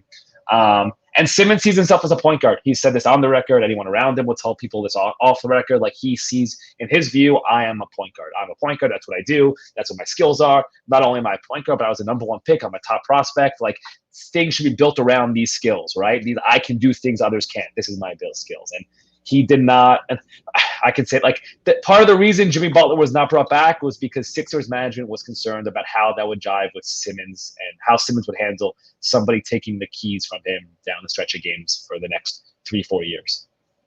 Bizarre right there, because obviously, people, I'm sure you were well aware that people weren't the biggest Brett Brown fans in the world, and it's almost as if he was trying and the player had more power than the coach almost. Well, I imagine, I've been joking. I don't know which extreme is more. Who did Lloyd Pierce hate these playoff results more, or did Brett Brown love what happened? Like, I don't know who had a more extreme reaction in the last series, right? But they're both pretty good.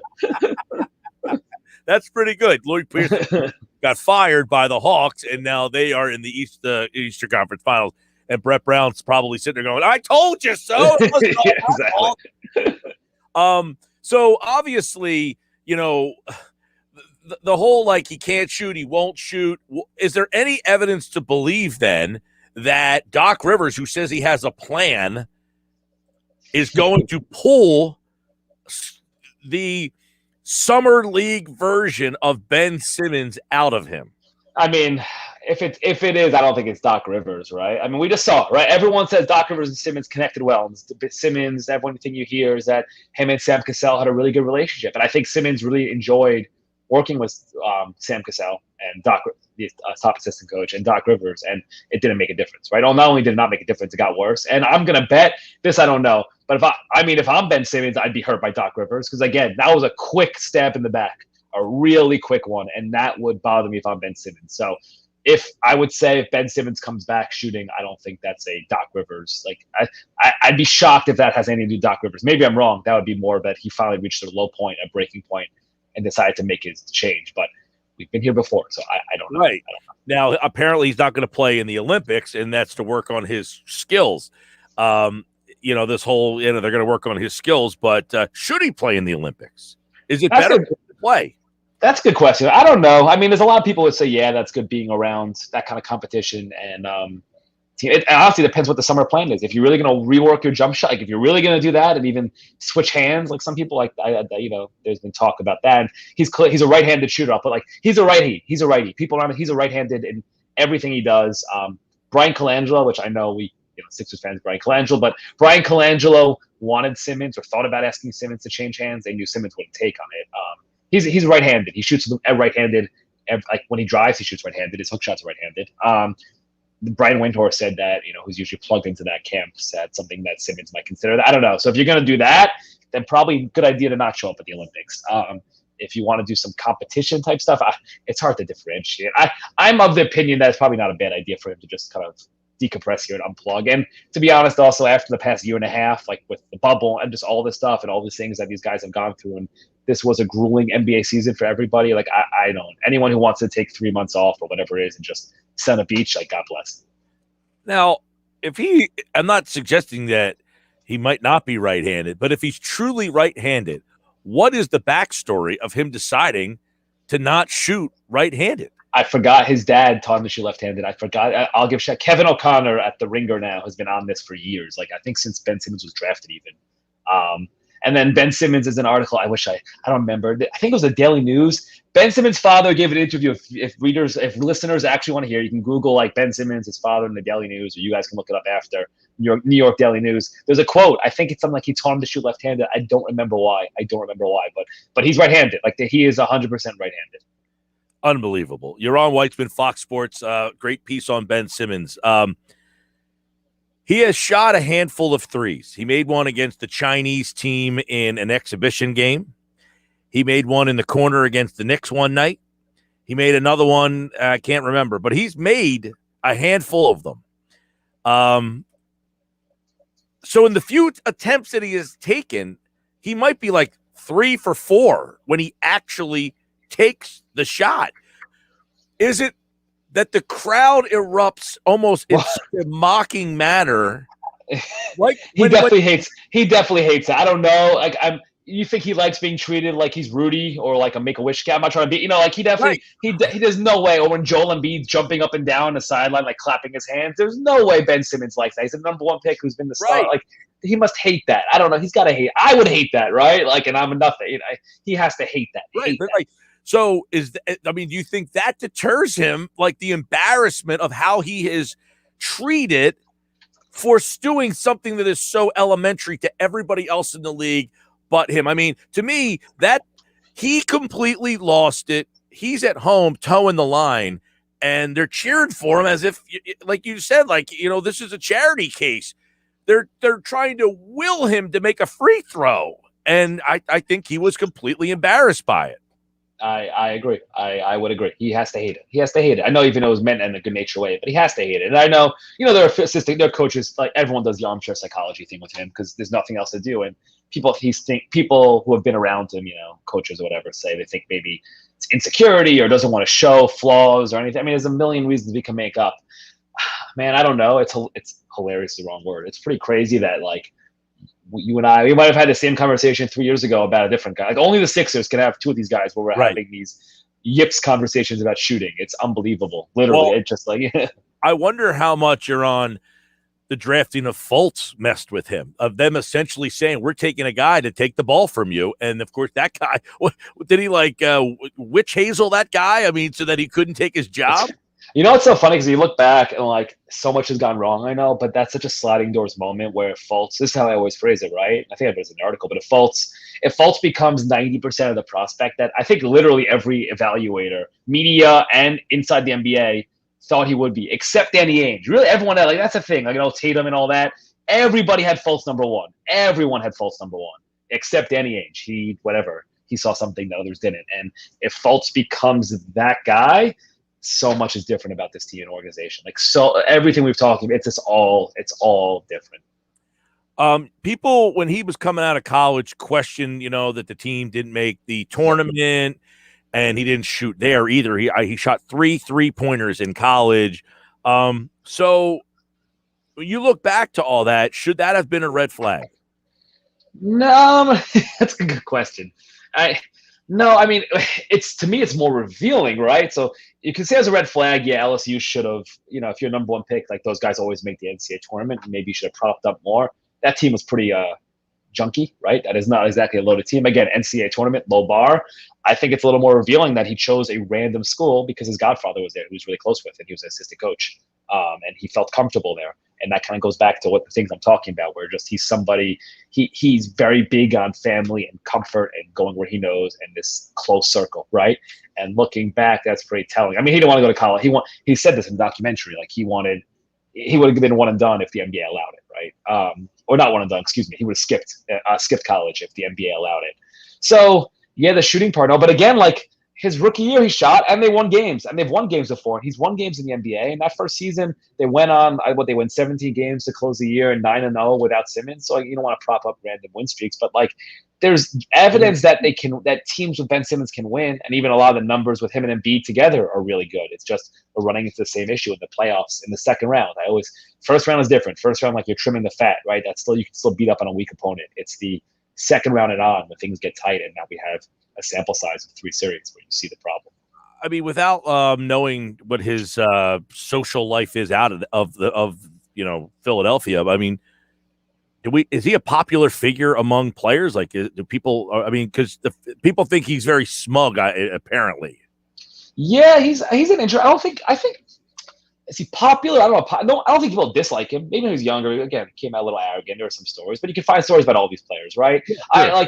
It does not seem like with the Embiid thing, right? Let me just go straight to Embiid because I always think both extremes are wrong, right? People say they hate each other. Wrong. Do not hate each other. Do not hate each other. They have respect for each other, even if Embiid throws them under the bus sometimes, right? Anyone who says, "Oh, look, they high five," can you imagine not thinking these two are best friends? Also, completely wrong, right? They are professionals, and it's like if you have a college roommate who you don't love, but you've been through a ton with, you kind of develop a respect and mutual appreciation, even if you get on each other's nerves a lot, right? So that part's fine. Teammates, I think some like him, some I've never heard anything major negative in terms of people hating him. I don't know. He's a little indifferent. He does his own thing, I think, is the best way to describe it. So, I mean, I guess I asked that meaning like, would people do they want to play with him? Like, what do others say? I want to play with this guy because that's a good question. He's a good guy. I mean, I would like to he's a guy I can get along with, and he's a guy that can help, us win. Or do people in the league look at him almost as this, I don't want to say like a sideshow, but like that he is a hindrance more than a help? That's a good question. Short answer, I don't know. I don't know where other NBA players are on that. I would guess. I mean, if you're a scorer, he sets up scores. He's not going to take shots from you, so that part's good, right? He'll give you shots. I imagine. Like, listen, he's not this bad. Like the guy that's not him. Maybe this will be it. Maybe it'll be a Rick Ankiel thing. And we never comes out. I don't think so, right? He's not that guy. Like it's important to remember he does lots of things incredibly well. An incredible defender. Really good passer. I always push back when people say he's a bad offensive player because that's not true. He generates lots of points, either turnovers, fast break, transition, assists. He's always among the lead leaders in assists that create threes, all that stuff. It's just in the half court and offense. And in slow games, in playoff games, he's ineffective and unwilling to try to be effective. It seems part of the problem too. That's the thing. The fact that he's ineffective. And he's been ineffective and hasn't taken that personally.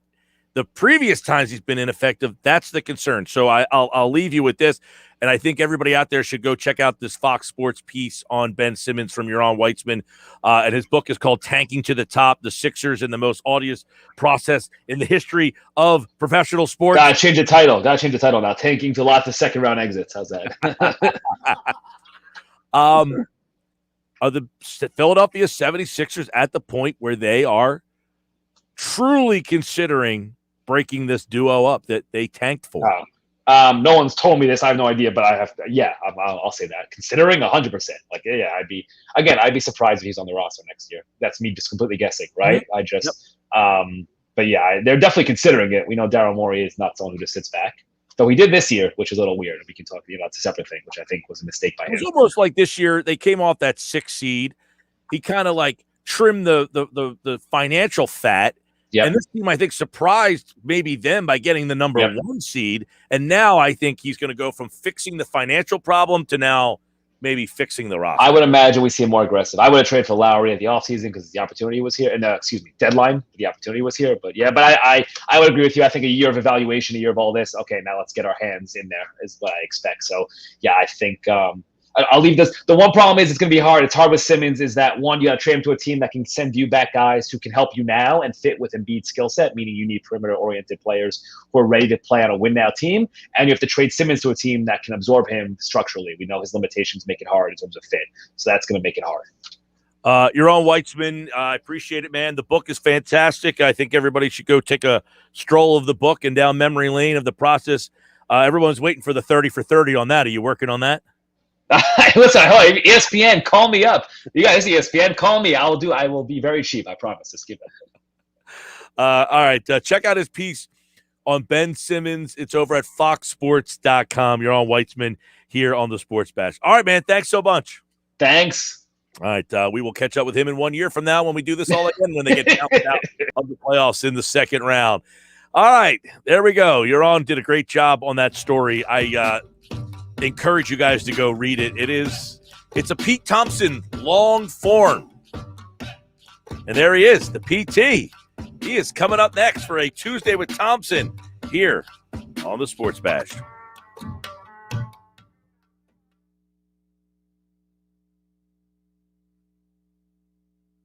Less talk, more drive means we stick to the facts. Like the fact that the Acura RDX has the modern utility of a premium crossover, but also a VTEC turbo engine. By sticking to the facts, we have more time for facts. Did you know that butterflies taste food with their feet? They don't have mouths. They just land on their food and head to Tasty Town. The more you know. Less talk, more drive. Visit your local dealer to learn more facts. For attractive offers on the entire Acura lineup, visit your Delaware Valley Acura dealer today.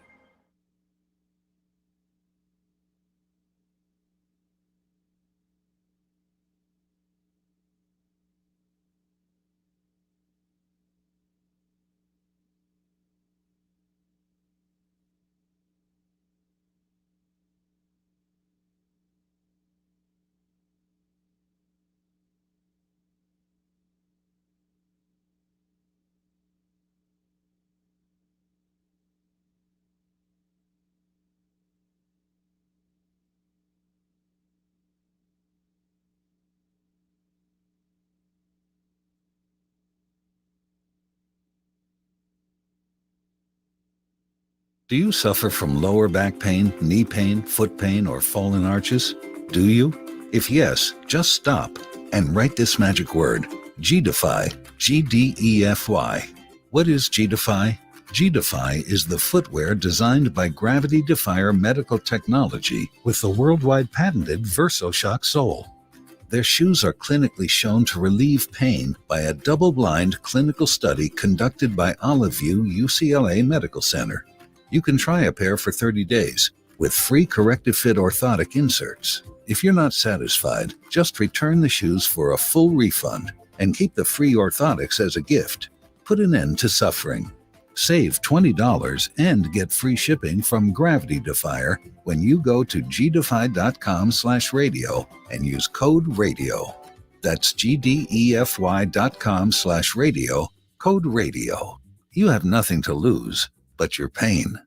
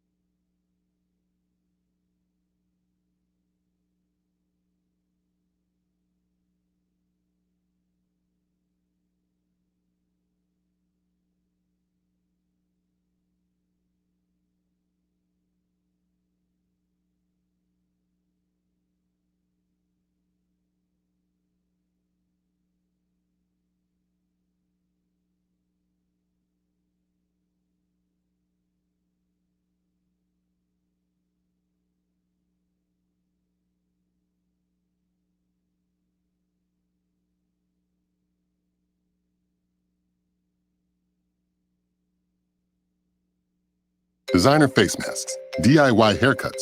In a world full of things you never thought possible, here's one more. Now you can get the same high-quality insurance from Allstate, but at a new low rate. Drivers who switched and saved averaged $718. With Allstate, you can lower your rates, not your expectations. Visit allstate.com or call an agent for a quote today.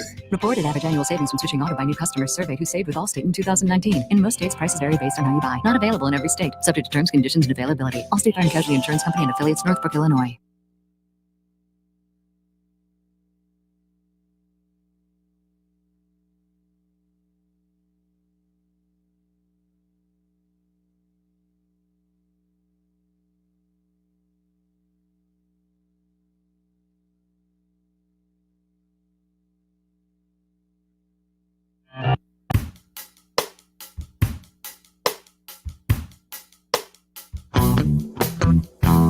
All right, a Tuesday with Thompson, the PT's here. We went a little long with Yaron Weitzman. I apologize, but his stories were very good, and I encourage our listeners to go read his story over at foxsports.com. I know the PT was getting a chance to kind of listen in to some of the stuff he said. How about the stories? Yaron had an awesome opportunity to kind of go one-on-one with Ben Simmons at one point, and he flat out asked him, why don't you shoot? It was pretty unbelievable. First of all, are you kidding me? You have me following an all-star like Yaron Weitzman, who's written the book and is in the locker room on a regular basis, and then there's me.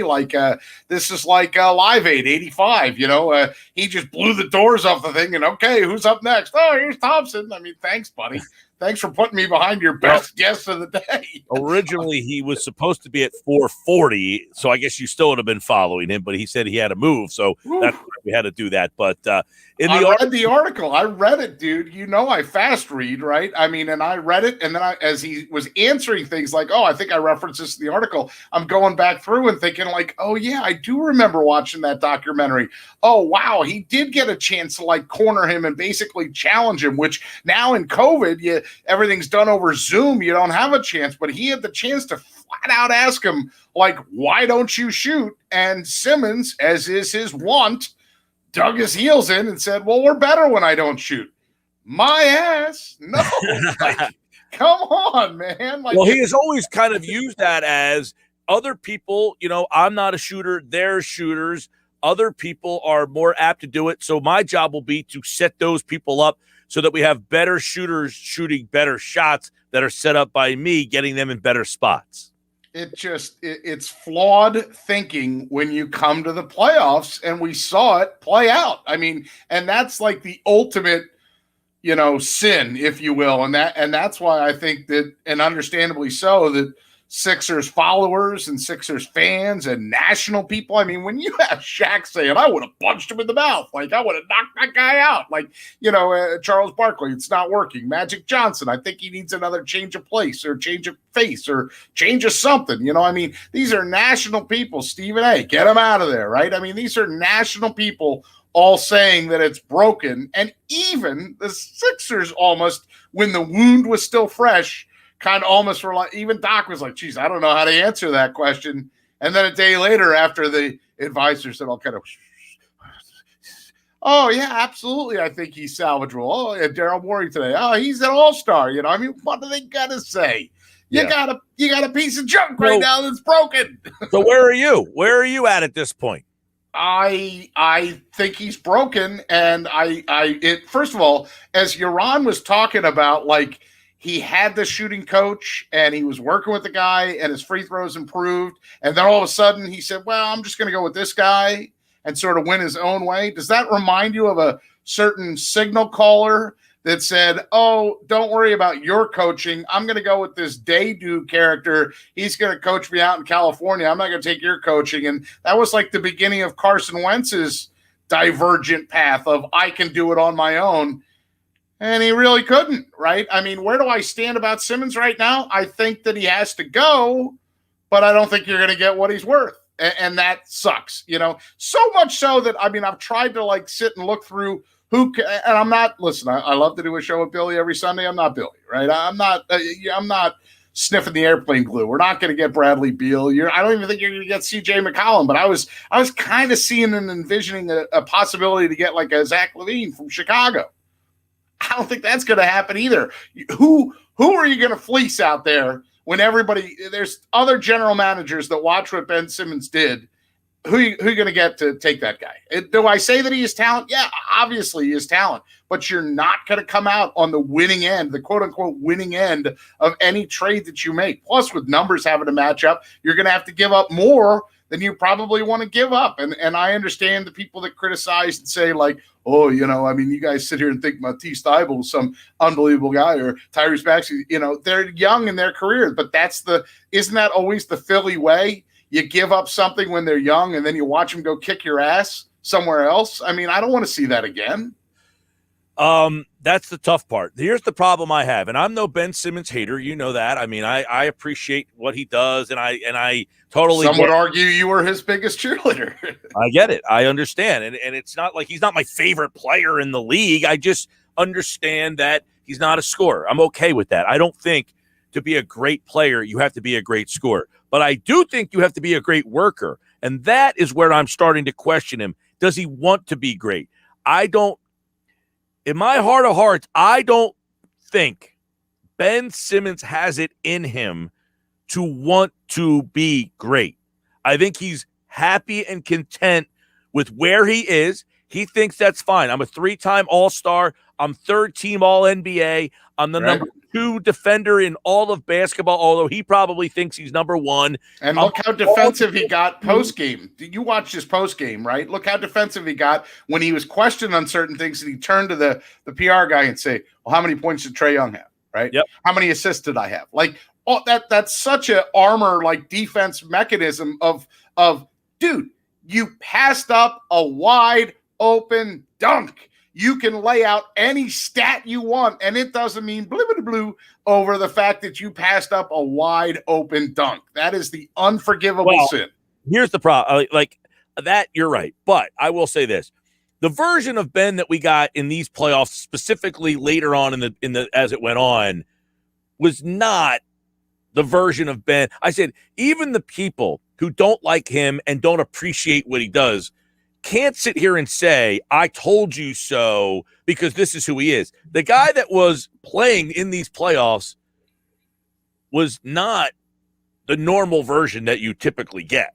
I would agree with that. He was a shadow of his former self. I mean, he was a guy that, he shrunk from the spotlight. And he essentially, what he basically came, 0 shot attempts in each of the final 4 games, 9 points combined in the final 6 of the 11 missed free throws, which everybody focuses in on. But here he is talking about how many assists did I have. He had 3 assists over the final 6 games in the fourth quarter.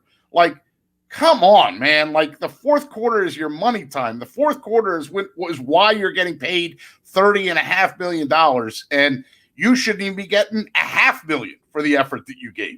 Yeah, I like the fact that, and this was like, Yaron brought this up. I didn't even realize this, that he shot 70% from the foul line.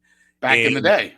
In the playoffs against Miami and Boston, the first year he got in the playoffs. How do you go and regress from 70 down to 33? I mean, it tells me something completely complete mental blockage. So much so that when you make one of the better spin moves and there's that moment of, oh my God, he's going to do something, that then he passes the ball off and literally the entire social media explodes. And I mean, the national, like, that's the thing is, if there's ever a time where like you see guys that will try to defend somebody, it might be like the national guys occasionally will try to, not fully just bash a player. And there was no defense for him passing that ball with, 3:30 left in the game. I mean, that's the one play now that will resonate no matter what happens moving forward. That's the one play that everybody will remember. That is him passing up that dunk, or just even, like, who cares if the guy fouls him? Just him passing up that opportunity that close to the rim is going to go down with Ricky Waters for who for what. Is going to go down with, any of the other alligator arms or any of the other times that Philly athletes haven't given effort. That's the one that everybody will remember for decades to come. Simmons. Oh yeah, I remember that guy. Good assist player, tall guy, good defensive player. Isn't he the one that passed up the wide open dunk? Yeah, that's it. That will go down as the anti-Aaron Rowan crashing into the wall. That's correct. I mean, all Philadelphians ever want to see is effort. I mean, listen, do we like it when you stink? No, but at least you tried, and that's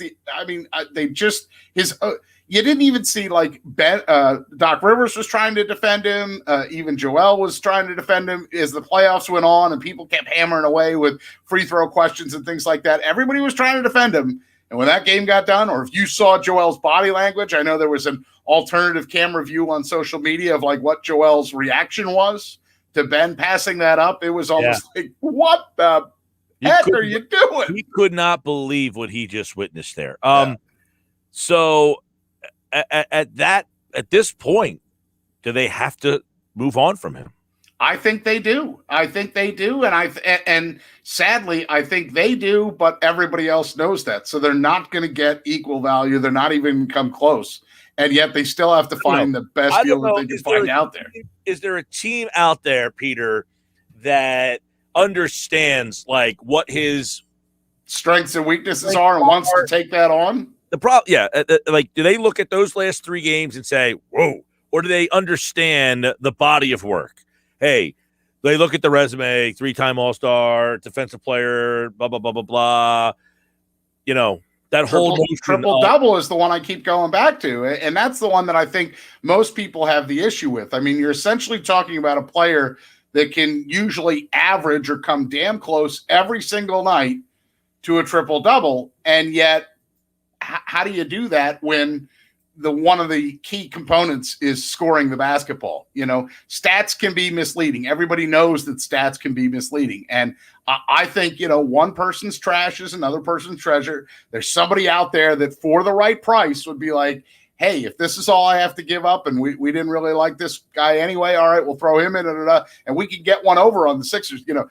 Obviously everybody remembers when Danny Ainge said, oh, sure, you want to make a move? Great. You can have Markelle Fultz. And that was a win, I think, in the short run for Boston, right? Somebody out there is going to find Ben Simmons attractive, I believe. And I think that if you're the Sixers, you have to make that deal, even Right. if you know you're losing going into it. Pete Thompson will be back for happy hour Friday. The Phillies are all we got left, man. That's it. Yeah, are you excited about that baseball team? The one that just had, what was it, a 2-4 road trip? And no, I'd like to take the rest of the summer off, please. This is it. You know, what do they have? They have 6 games coming up: 2 with the Nationals and 4 with that team that has a 0.50 ERA pitcher, like even better than Gibson right now, and DeGrom. This is make or break for the Phillies season. These next 6 games, and it'll also determine if they're going to be buyers or sellers in the trade deadline. Pete Thompson, there he is at the PT 973. Follow him on Twitter. All right, Peter. All right, Michael. Take care, buddy. Oh, what a day, what a day, what a day. What a last couple days. I mean, the obvious Ben Simmons stuff there, he deserves a lot of this. But I do want to say, I think the organization is, we're going to really get our hands dirty with this organization a little bit more tomorrow. The last 2 days has really been kind of, because Morey spoke today, now kind of picking up the pieces from it all. And where do they go from here? And how do they get here? All that kind of stuff. All right, we'll close up the show. Coming up next.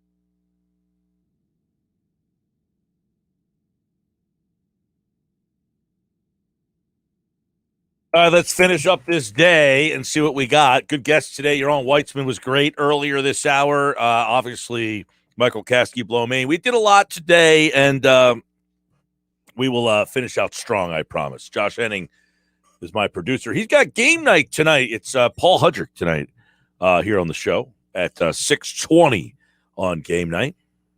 That's right. Ask him about his day. I certainly will.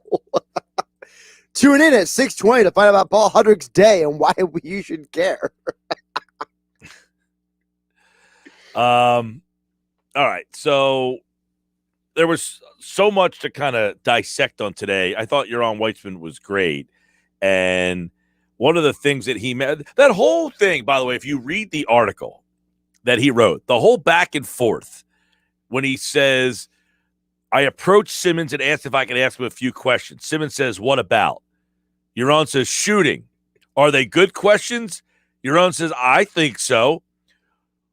So we asked him, why don't you want to shoot more? And Simmons says, I mean, I take my shots. I get shots up.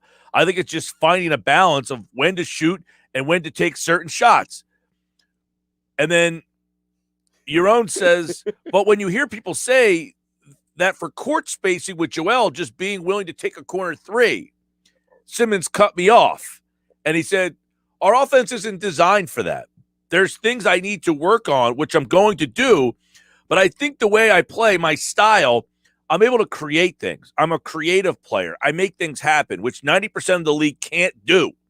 There's only a select few players who can make plays and get guys good shots. And Yaron says, well, you get what I'm saying, though. And Ben says, I hear what you're saying, but at the same time, like, I don't sit here and say, like, I got to do this every time. My game's not based on that. Like, I do so many things on the court where I'm efficient and effective, affecting the game in different ways. So there's things I need to work on. But, I mean, if you really want, you can look at other players and be like, well, this guy needs to work on his dribbling because he can't dribble. He has this many turnovers if he's forced to dribble. And Yaron says, but let's stick with something like a corner three. I've seen you shoot that and hit it in practice. Right. To which Simmons says, I think it's also just getting the best shot we can every time, and that's my main focus, really. Just try to get the best shot we can. And then Yaron says, okay, but say Joel has the ball in the block. You can either space to the corner or go to the dunker spot. And Ben says, which corner? The weak side corner? Yaron says, yeah. I mean, this whole back and forth is Simmons essentially. I mean, this conversation is just encapsulates how messed up Ben's mind is. I think the whole thing where he says 90% of the people can't do what I do. Can't do what I do is him essentially saying, I'm good enough at what I do. They can't do what I do. Right. It's like Ben's excuse is. By the way, there's more to that conversation if you want to go check it out. Right. You got to read the full article because when you read the full conversation, you visualize in your mind this, and as a third-party observer, you're thinking, how does this guy get away with rationalizing this? Very frustrating. All right, game night's up next, and the game tonight is the Western Conference Finals. No Suns Chris Paul. And Clippers. No Chris Paul, no Kawhi. No Kawhi. All right. Have a great night, everybody. I'm back tomorrow.